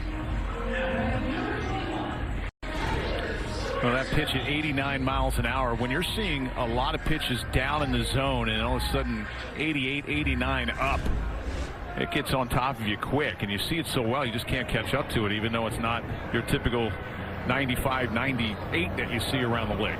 And Soderstrom, little dribbler to the right of the mound, and Yarbrough puts it away. Gives up a home run, 2 hits total, but he retires 3 straight to end the 5th inning. Bob Lorenz with your Audi update. Rangers, Tigers, and that means split allegiance for Josh Young's mom, Mary. She delivered the game ball on Mother's Day. And Josh Young giving her a little extra Mother's Day gift, a 2-run shot in the top of the 5th. Helped Texas win it 6-1. The Rangers' first series win since mid-April against the Angels. Guys. All right, Bob, let's take a look around the majors. Rafael Devers, and started DH last night. 4 hits, 3 runs driven in against the Royals. The Rockies firing manager Bud Black. A .733 record so far this season. And Cal Raleigh now with 12 homers on the year. Bud Black is a great guy, and it's just tough to win in Colorado. And when you don't have pitching, and San Diego beat them yesterday 21-0. They had a 4-game stretch that the Rockies gave up like 56, 57 runs. They did win today, though. You're 40 games in and 19 games back. When you don't have pitching, the ball doesn't break like it does everywhere else, that thin air. You have to throw fastball and almost splits because that good curveball or good slider is just not going to be that good there. Span's able to strike Volpe out. Gets the first out here in the top of the 6th.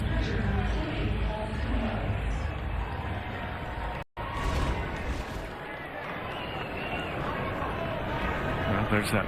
That's a curveball to a right-handed hitter. Doesn't throw that too often. A lot of cutters from Spence. That cutter wasn't cutting in that last inning.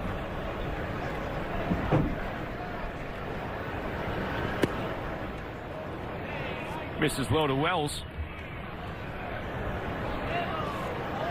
Pitchers just don't, free agent pitchers just don't want to go to Colorado. I mean, they tried throwing all kinds of money way back 10, 15 years ago or so to try to get pitching there.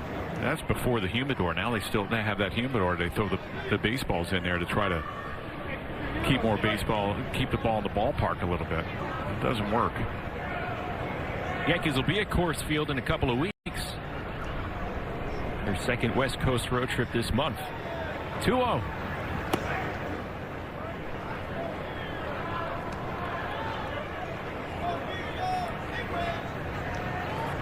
Yankees put up 5 runs in the 2nd. 1 other run in the 3rd, and then 5 more in the 5th. Highlighted by the grand slam from Ben Rice as Wells draws a 1-out walk. That's the 3rd time he's reached today.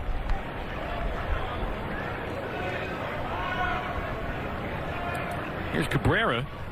Walked, doubled, scored a pair of runs. When you play in ballparks like this, Colorado, you have 11-2 lead. It's not safe. You never know. Yarbrough's probably done after 5 innings. He did an outstanding job, only giving up a couple runs. But that ball gets in the air. You never know what's going to happen.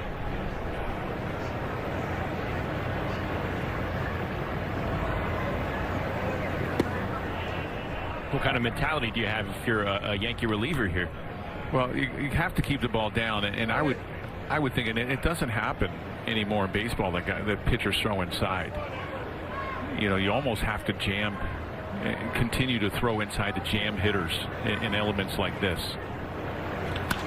Cabrera, sharply hit on the ground. Kurtz bobbles.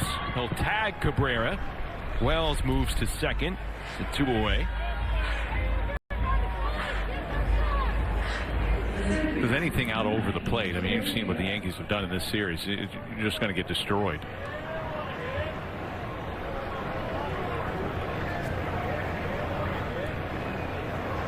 We'll see if that is it for Yarbrough. Looks like De Los Santos still up in the Yankee pen. Here's Bibas, only Yankee hitter without a hit thus far.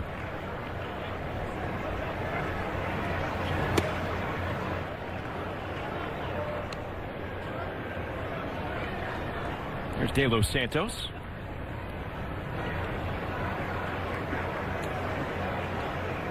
About as good as you could have asked for with Ryan Yarbrough today.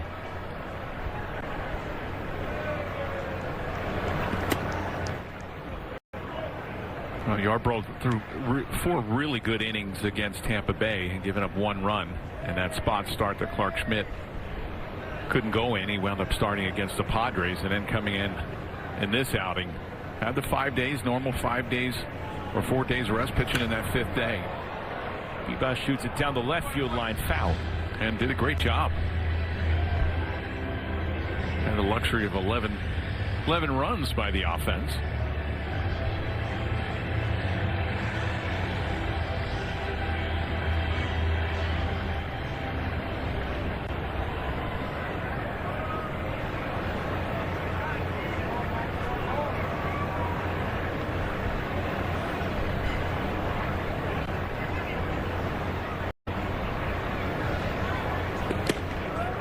Swing and a miss.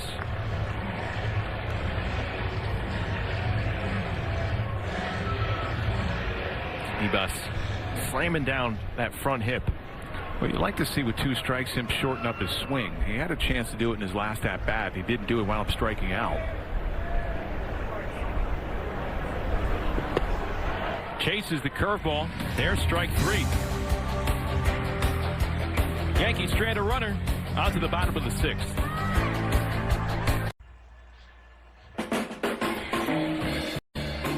Well, we're cooking up something special with HexClad. Join the hybrid revolution at hexclad.com. There you see the Yankee prospect rankings.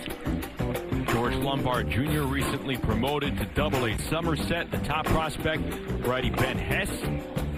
Had a very nice outing on Thursday with High-A Hudson Valley. Carlos Segurain, the number 17 prospect. Big right-handed starter, really tall. He's doing a nice job with the Hudson Valley team at High-A. Yeah, he's about 6'7", 6'8", isn't he? Yeah. Yankees lead it here 11-2 in the rubber game in Sacramento. And Yerry De Los Santos, so tall already, on the mound in relief of Ryan Yarbrough. Did really nice work here for the Yankees. Yeah, he pitched on Friday, an inning, a couple hits, gave up a run. Fastball, change-up, slider. Fastball about 95, 96.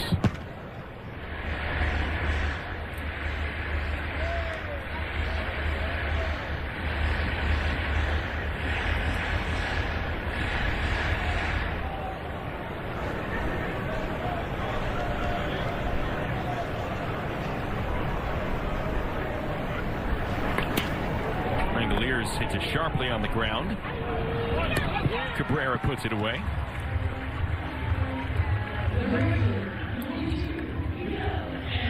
That was a good 2-seamer from De Los Santos. That's what you're doing. You need to go inside against right-handers, and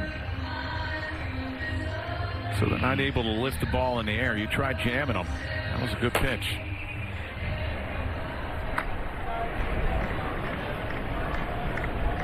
Here's Andujar. Hard shot right to third. Snared by Cabrera. 2 away. Good play by the third baseman.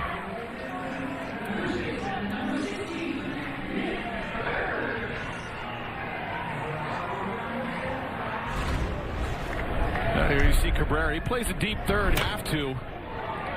Goes back. One hop. Nice throw across the diamond.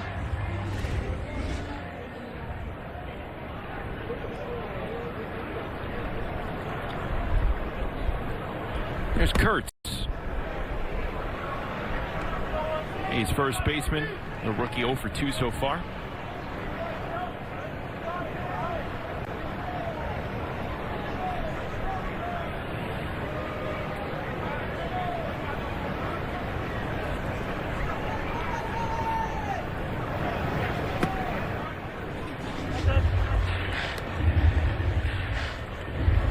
You know, this is the cloudiest day I think we've seen since we've come in an air barely any. Easily the most pleasant day with the temperatures. We have the 90s the first 2 days and then 70s, high 70s today. It's getting you used to Seattle when you're going to get 60 and cloudy in the next 3 days.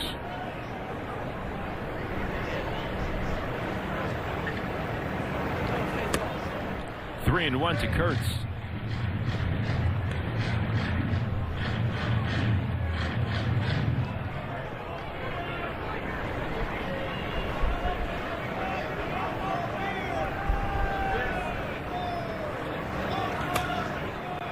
Count full.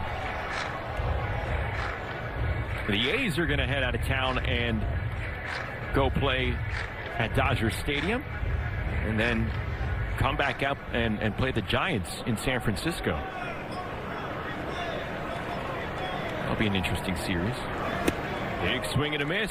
De Los Santos gets Kirk, and he retires the side in order.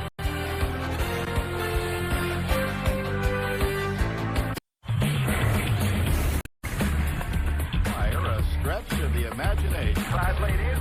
Well, it's time for the Audi Electric Moment. Experience a fully electric Audi vehicle at your local Tri-State Audi dealer today.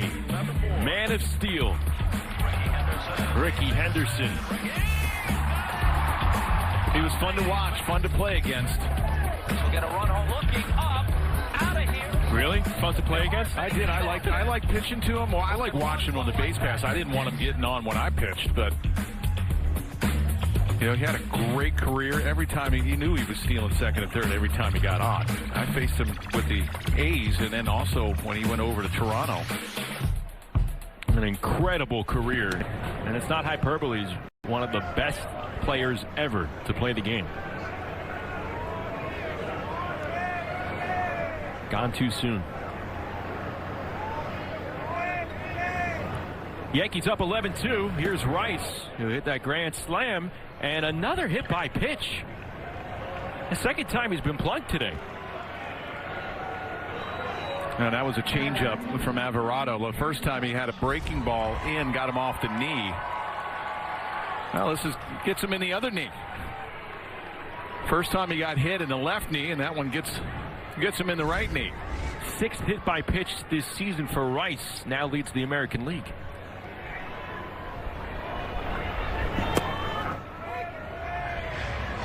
Alvarado making his second major league appearance. His first came on Friday. He's the one that gave up the grand slam to Jason Dominguez. Here's Judge. Already with 3 hits today.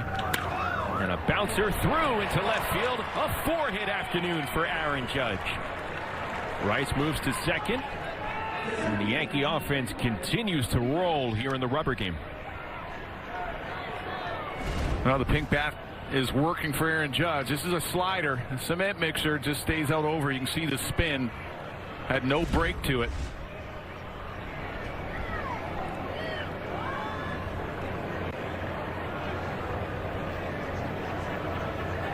Judge's average now back up to 405. There's Bellinger.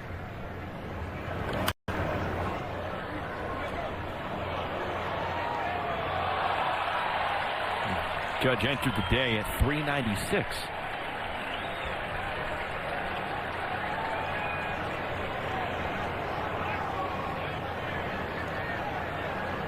So the Yankee offense continuing to press here against the A's pitching staff. Scored 5 runs in the second, 5 more in the 5th.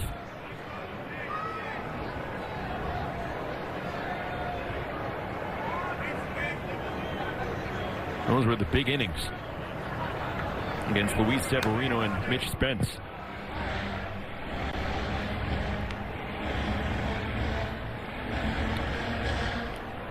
I mean, just think, Aaron Judge, 6'7", 6'8", the power that he has, the ability to drive in tons of runs, and he hits for average. You know, this is something that you don't usually see. And he's over 400, and to be able to keep it there. Judge has spoken in the past at how maybe, you know, batting average isn't as in vogue a stat as it used to be, but it's important to him. That's one of the stats that he grew up watching his favorite players do a great job maintaining a high point, and guys like Tony Gwynn and Barry Bonds. I know it's all about, I know OPS and OPB, you know, all that, this slug, but I still love guys that hit for average. And when you look at those numbers, I mean, he's in first in every Triple Crown category in Major League Baseball. Here's Goldschmidt.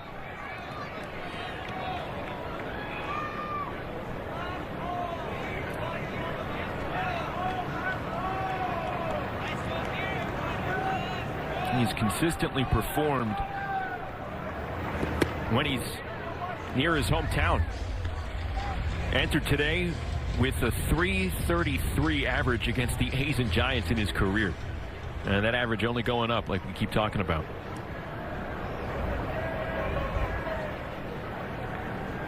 Oh, 2 on the way to Goldschmidt.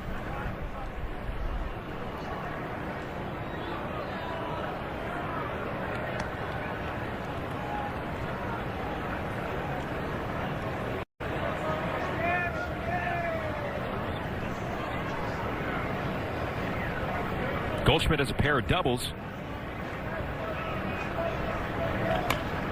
He bounces this foul.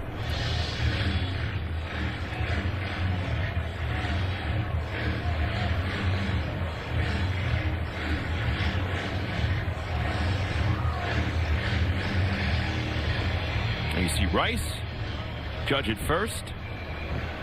A commanding 9-run lead for the Yankees.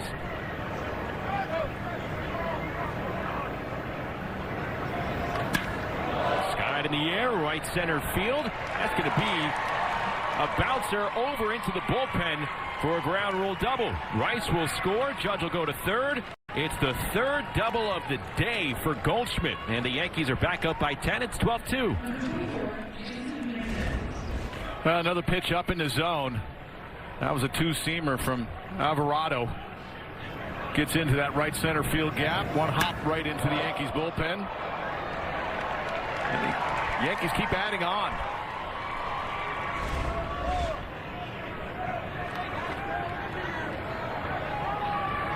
Dominguez has reached 3 times. Yankees trying to continue with their foot on the gas here.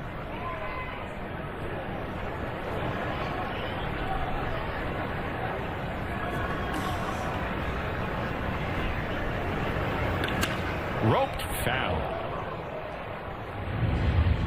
You know, there were high expectations for the offense coming into the season for the changes that they did make in the offseason.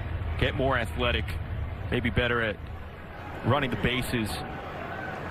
But they've excelled with contact as well. They've, I think, exceeded most expectations.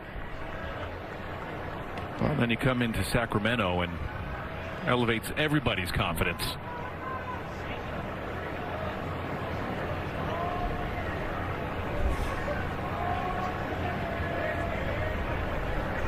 One, 2. Chase the slider, and there's strike 3.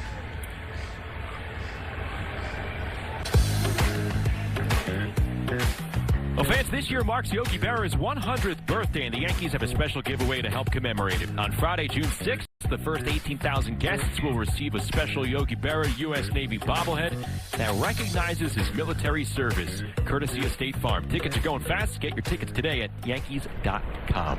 A really cool bobblehead.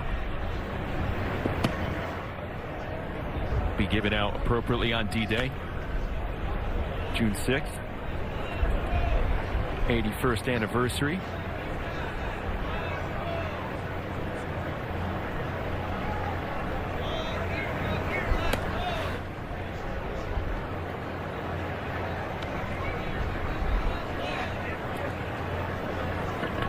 You ever see the lines outside the stadium on the days they give away bobbleheads? Yes.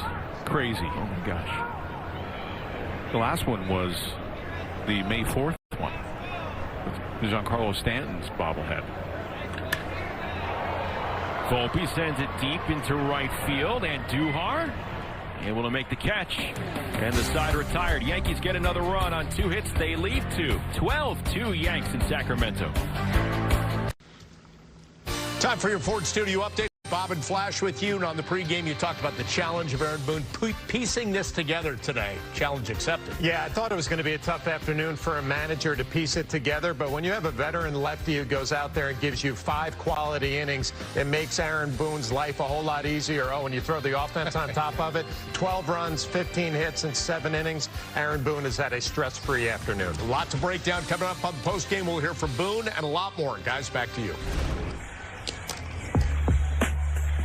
Thank you, guys. Let's take a look at the game summary here on a Mother's Day Sunday in Sacramento. Yankees with 12 runs on 15 hits, 10 of those runs coming in some big innings.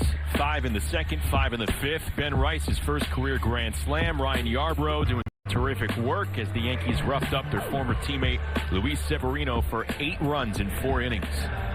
Yeah, 29 total runs in this series from the Yankees offense. Yerry De Los Santos back out for his second inning of work. Faces Luis Urias here.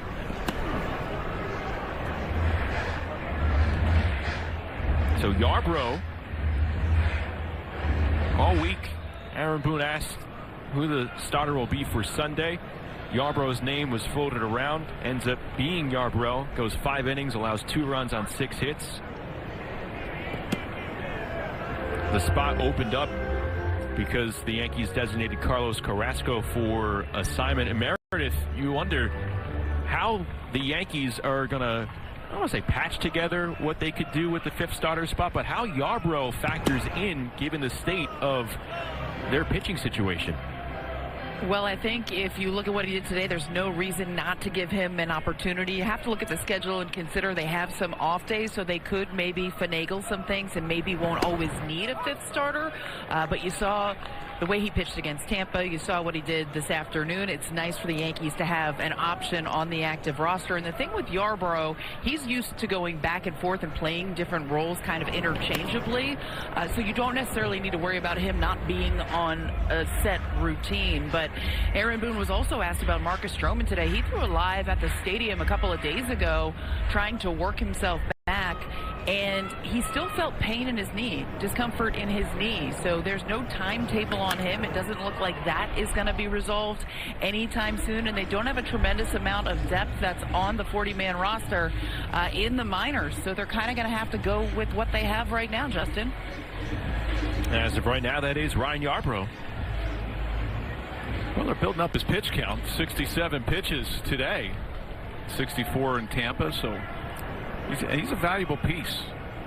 And one guy that is still trying to get himself back is Luis Gil. Obviously a huge blow during spring training. He started his throwing program. I spoke to him before the Yankees left for this road trip. He was throwing at 60 feet. But he essentially, guys, needs an entire spring training build-up with no setbacks. It's going to be a lot of weeks until he's back. Well, that's the starting pitching situation.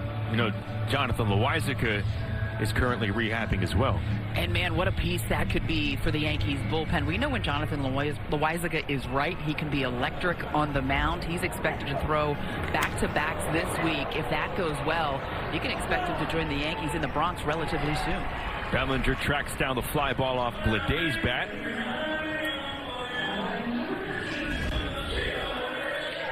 There's Ryan Yarbrough making that long walk back to the clubhouse. Yeah, he's not going to go play right field. He's going back to the Yankees clubhouse, wondering if he's going to get another start, right? Yeah, and Aaron Judge is saying, hey, what are you doing? Everybody else stayed on the bench these last 2 days. Well, they pitched deeper into the game, but hey, good teammate Carlos Rodon. He didn't want him to walk alone, so he escorted him. Yeah, I don't think we'll see Carlos Rodon anytime either. Here's a bouncer off Urshela's bat. Volpe for one over the first. It's in time. A double play. And the Yankees are out of the 7th. On to the 8th. 12-2. All Yankees. All right. right, Nelly, it's time for Name That Yankee, brought to you by Prevagen, made for your brain. It's an easy one. It's a layup. It's a one. Wow. Okay. 8-time All-Star. Kansas City A, Oakland A, New York Yankee. I have it.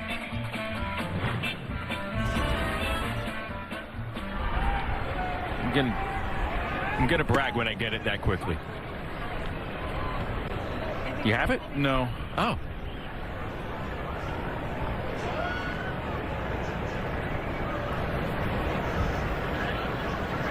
TJ McFarland, the lefty, on the mound. Yanks in front, 12-2. Seth Brown taking over for Tyler Soderstrom in left field.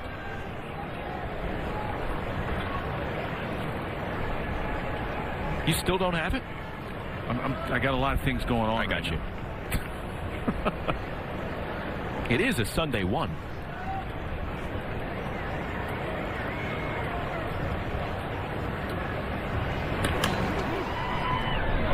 Bouncer to first. McFarland gets there in time, and he might have hurt himself. Yeah, he was late covering.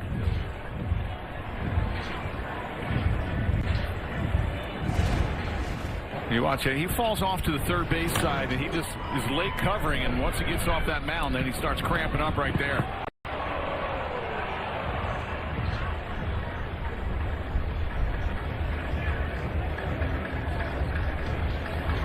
And he did it before he hit that bag. Yeah, right there.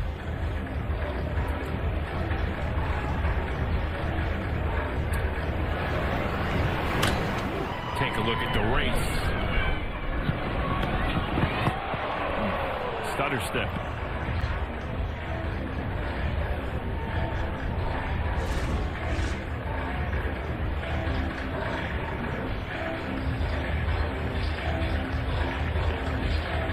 McFarland working back up to the mound.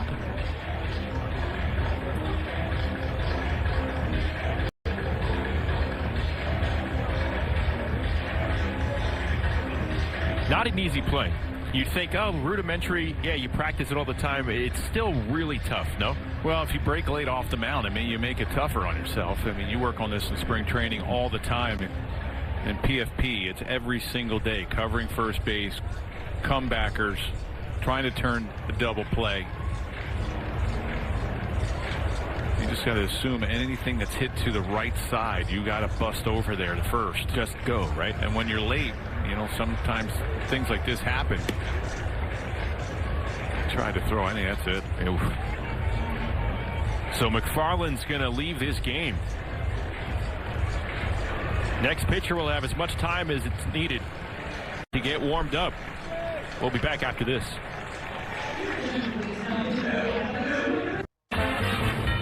All right, time to name that Yankee. Nelly, do you need a quick hint? No, I got it because you gave it away, but go ahead and say it. Catfish Hunter. Yeah. There he is. Terrific career as we take a look back at Jim Catfish Hunter. Big-time presence in the 70s for both franchises here. The A's, then the Yankees. Kind of the old school going over your head, the full wind-up. You don't see that very much anymore. And when he came to New York, he brought that presence and he legitimized the Steinbrenner Yankees. Hey, how about the 30 complete games? Top 4 in the AL Cy Young voting from 1972 to 75. Won the award in 74. And part of that early 70s dynasty for the Oakland A's. 3 straight world championships won for the Athletics. I like the 30 complete games. How about that? That's not happening again. It probably would take 10 years for all 30 teams to have 30 complete games combined. Hogan Harris is coming in for TJ McFarland. who left with an injury. Yankees up 12-2, 1 out here in the top of the 8th inning. And a terrific day for this Yankee offense. Scored 5 runs in the second. The man at the plate here, Oswaldo Cabrera, doubled in a run in the third. Scored 5 more in the fifth thanks to Ben Rice's home run. Cabrera flies out to left, 2 away.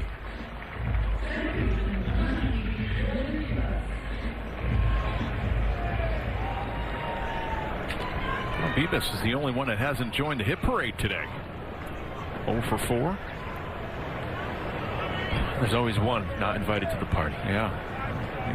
See if he gets his invitation in the mail today, right now.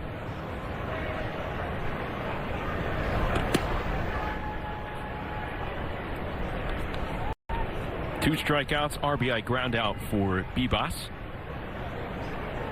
After this, Yanks will hit the road, head to Seattle, start a 3-game set tomorrow night with the Mariners. Played very well.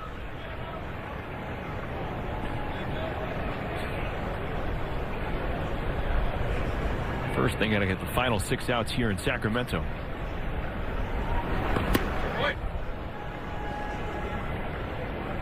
And Seattle's about to get swept by the Blue Jays. They're down 9-1. The Mariners had won 9 straight series heading into this weekend. Really the hottest team in baseball for close to a month.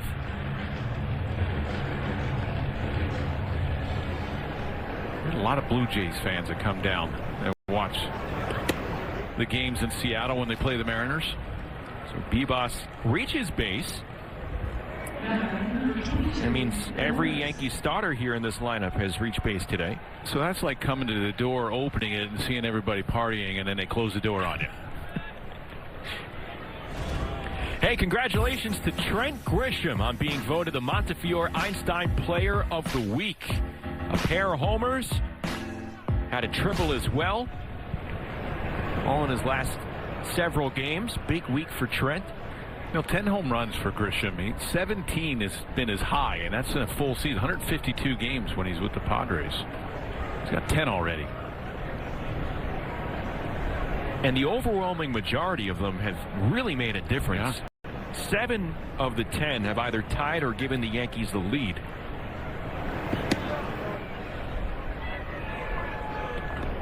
That 10th home run against the Padres tied it up. And the Yankees wound up winning in extras.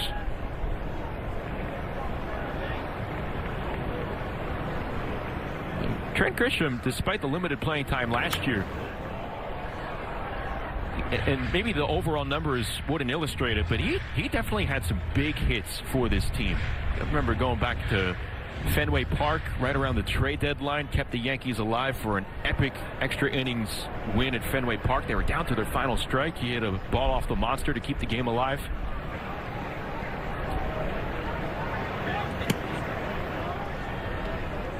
Had a big home run against the Dodgers in the regular season.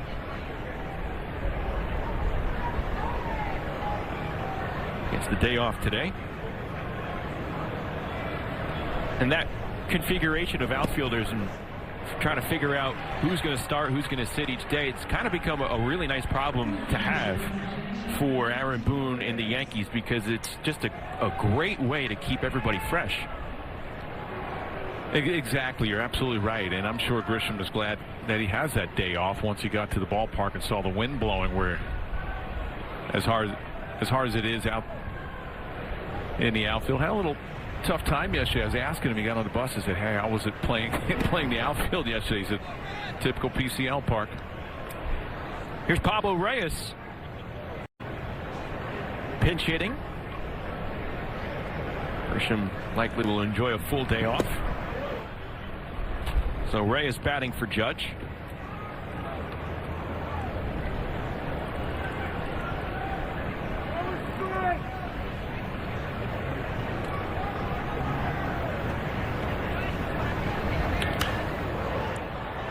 Pops it up. First base area. Kurtz. See how the wind takes Kurtz on a journey, but he's able to haul it in and retire the side. 12-2 Yankees.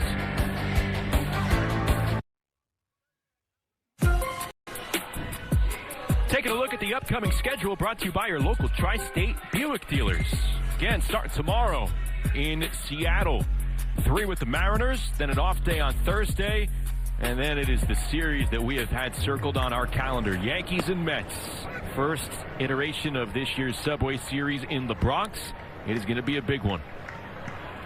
And Friday night's going to be a big one. I'm sure the Yankee fans circle that as well. De Los Santos facing Wilson. Grounds out to the shortstop, Oswald Peraza, in the game. Taking a look at the current defense for the Yankees. Reyes remains in the game in right field. Oswald Peraza comes in for Volpe. And Jason Diascara getting a little run at first base. So Goldschmidt, Judge, Volpe out of the game.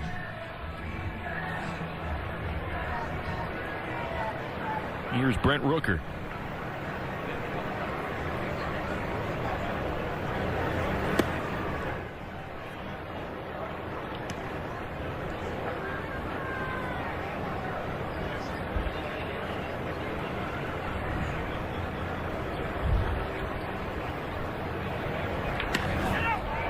And smacked into left field. Dominguez on the run, makes the catch.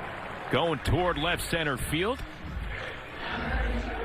And there's quickly 2 away. Let's take a look at the bullpen budget brought to you by Citizens. Make sense of your money with Citizens. Well, they're in pretty good shape considering that you thought this was going to be a heavy bullpen day. Yeah, Yarbrough did a nice job giving you 5, and that's absolutely what Aaron Boone wanted from him. The luxury of scoring 11 runs settled him down a little bit. De Los Santos given multiple innings as well. Here's Seth Brown. His first plate appearance came in for defense. You really haven't had to use any of your high leverage guys with Weaver and Devin Williams in this series, so they'll be fresh to go in Seattle. And neither's pitched since Wednesday. Mark Leiter Jr. I beg your pardon, Tyler Matzik warming up for the Yankees.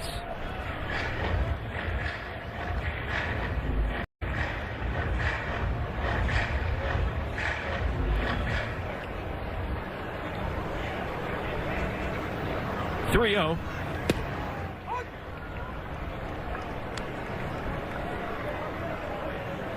Brown's become a bench player for this team with a lot of the promising young players coming through the system, taking on regular roles in the big leagues.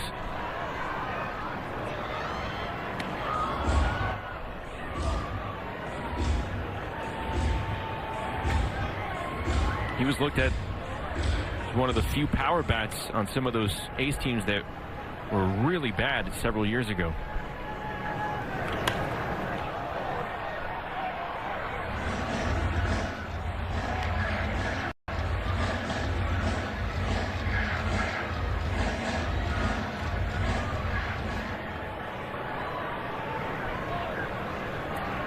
De Los Santos has done quality work thus far. Trying to complete 3 scoreless innings here.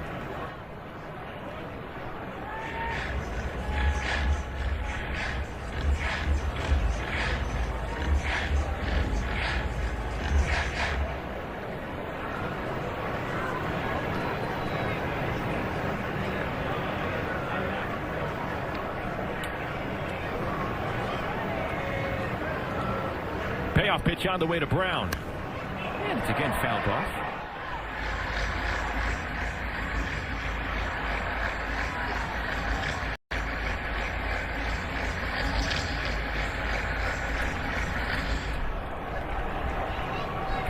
They packed the park this weekend.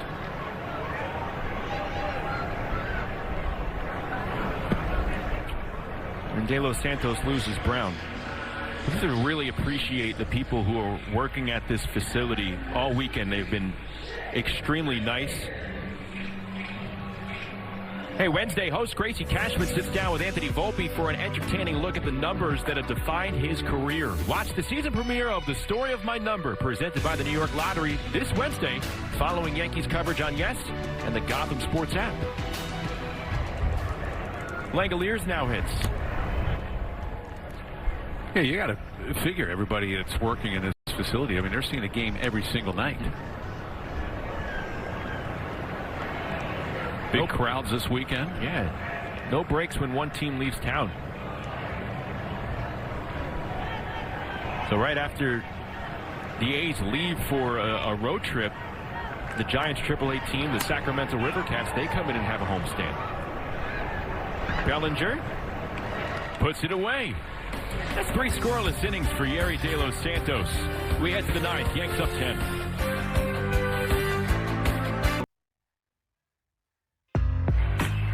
Let's check out the T-Mobile coverage cam. 4 hits for Aaron Judge today. Also brought his leg into the game. And this is tough. Tough in the outfield to play here. And he made a great catch. You got to hold up. You see a lot of late jumps, but that ball carries so well that you have to. That was in the 5th inning. Wind still blowing out. 12-2. Yankees with 12 runs, 15 hits, no errors. The A's 2 runs, 8 hits, 0 errors. Cody Bellinger leading off. Sails it into left field. Brown, 1 away. Max Schumann entering the game in right field. Here's J.C. Escarra, who's in at first base. I beg your pardon, it's Oswald Peraza, so Escarra will hit in Volpe's spot. And Peraza hits in Goldschmidt's spot. Peraza had a big home run in the moment in the 6th inning yesterday. A 2-run shot into left field. Put the Yankees in front. A's did battle back and ultimately won the game, but a good swing from Peraza.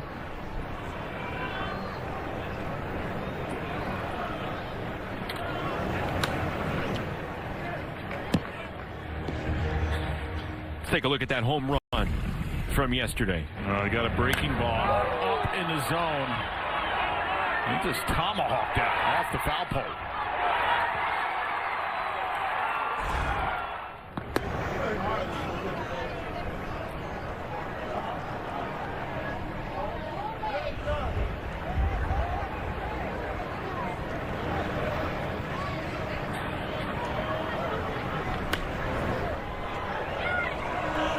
Peraza stays alive. Said after the game that swing felt really good. He knows that the Yankees are going to have to make a move eventually with LeMahieu almost completing his rehab. Just emphasize how he loves being here. Takes a look at strike 3, 2 away.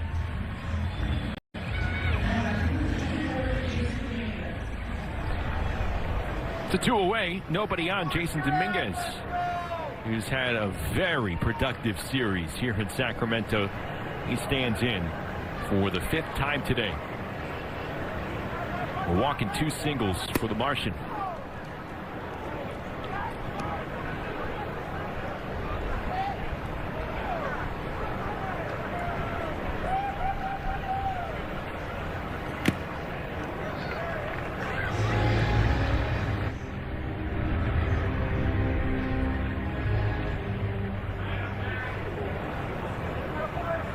Dominguez with 3 homers in Friday's game.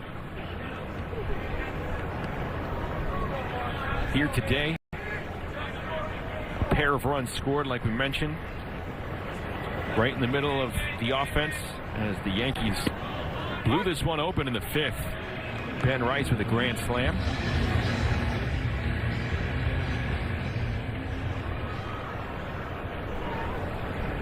Let's go. 2-2. Hit foul.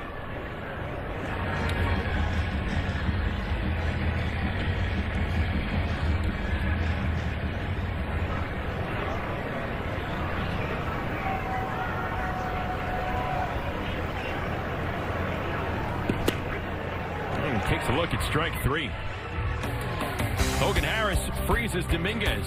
We'll go to the bottom of the 9th. Yankees trying to wrap it up here in Sacramento.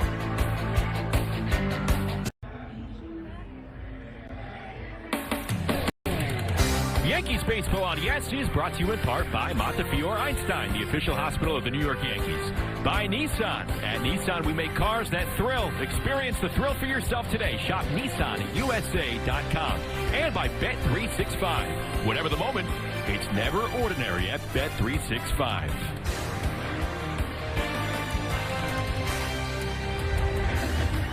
Final 3 outs to get for the Yankees. They will belong to Tyler Matzik, the lefty entering the game. Second appearance this series. Worked yesterday. He'll face Max Schumann to start it off. Fans after the final out get highlights, analysis, clubhouse interviews, and hear from the manager. Plus a look ahead to the series with the Mariners. It's all coming up on the W.B. Mason Yankees postgame.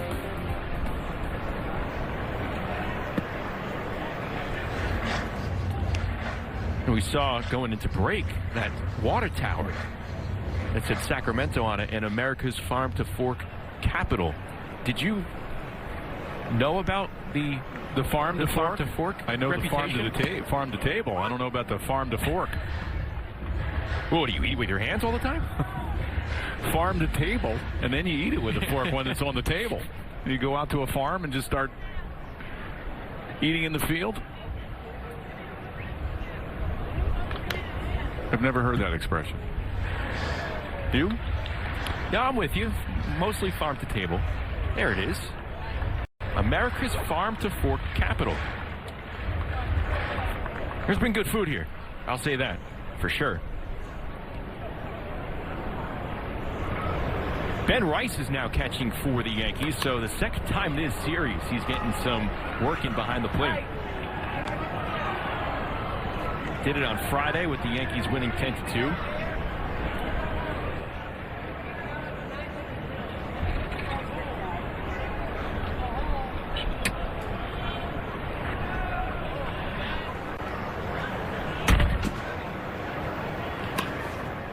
Bouncer. Peraza. One away. And one of the most highly anticipated Subway series in years gets underway next weekend in the Bronx, and it all starts on Yes. Special extended pregame coverage begins Friday at 5:30 with first pitch scheduled shortly after 7 o'clock on Yes and the Gotham Sports app. Johnny Pereda, backup catcher, getting into his 14th game of the season.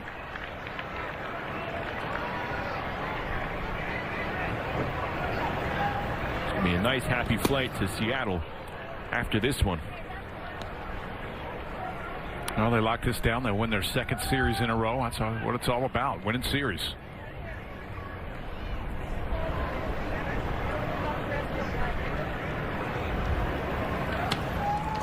Get fouled to the screen.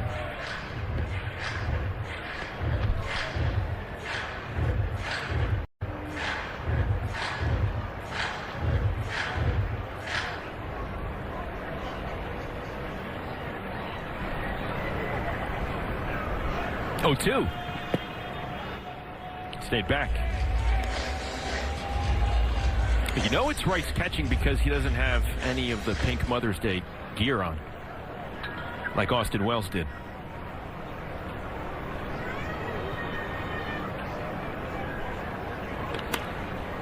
Well, he hasn't had to break out the gear very often.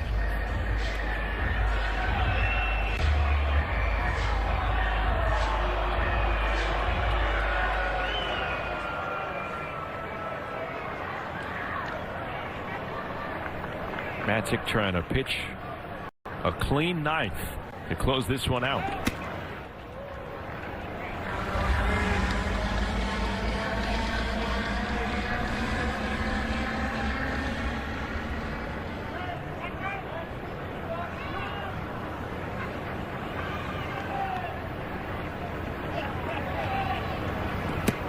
Comes inside and the count full.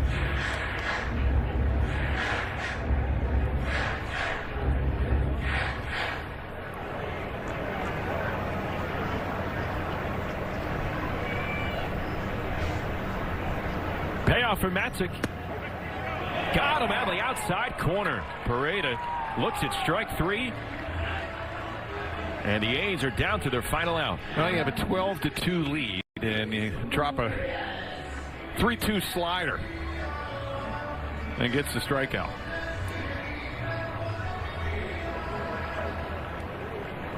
All that stands in the way of this one being complete for the Yankees is Luis Urias.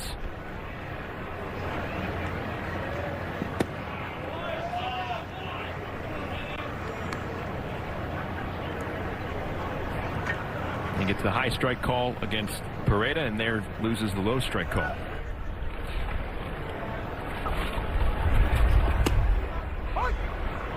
Yeah, the one in the zone, ball, the one out of the zone. That's a strike. Scoso has to understand it's 12-2. It's getaway day.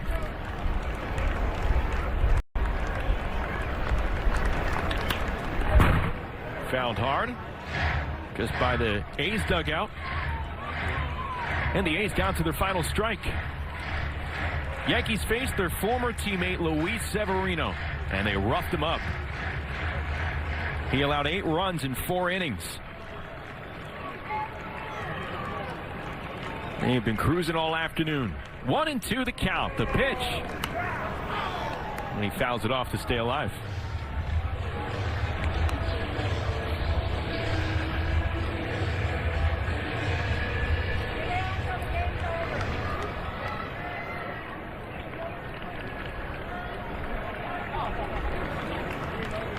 Two out, nobody on. Liner back up the middle. It'll be a base hit. So Urias prolongs the game with a 2-out single here in the 9th off Matzek. That's going to bring up J.J. Bleday.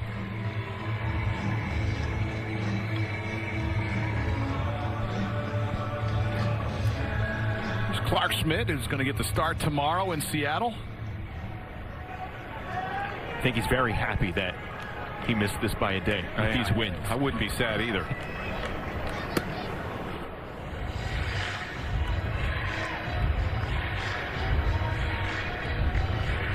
The wind all afternoon, it has never died down one bit. Trees are still blowing by the right field berm. Flag still whipping.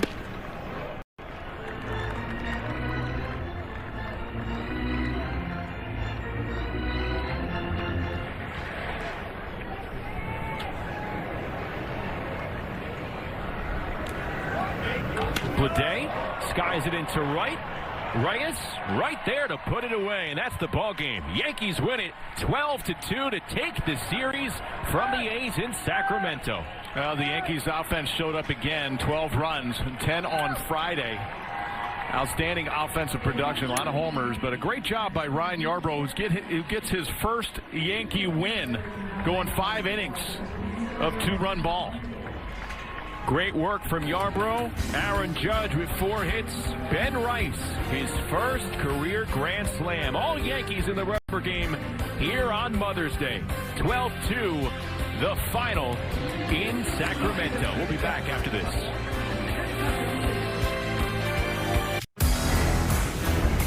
Time for the Cadillac drive of the game, and it was a grand serving of Ben Rice. Yeah, 3-1 cutter from Spence.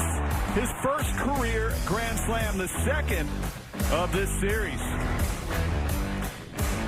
12 runs on 15 hits for the Yankees. The offense gets to former Yankee Luis Severino, who gave up 8 runs in 4 innings. Rice with the grand slam. Aaron Judge with 4 hits. The Yankees scored 29 runs this weekend. Coming up on the YES Network, stay tuned for the W.B. Mason postgame show with Bob Lorenz and John Flaherty. Special thanks to producer Troy Benjamin, director Dan Barr, Mike Webb, and our executive producer is Jared Ames-Bosch. Join us again tomorrow as the Yankees head to Seattle to begin a 3-game set against the Mariners. Coverage begins at 9 o'clock on YES, with first pitch coming shortly after 9:30. Once again, the final score, the Yankees 12, the Athletics 2.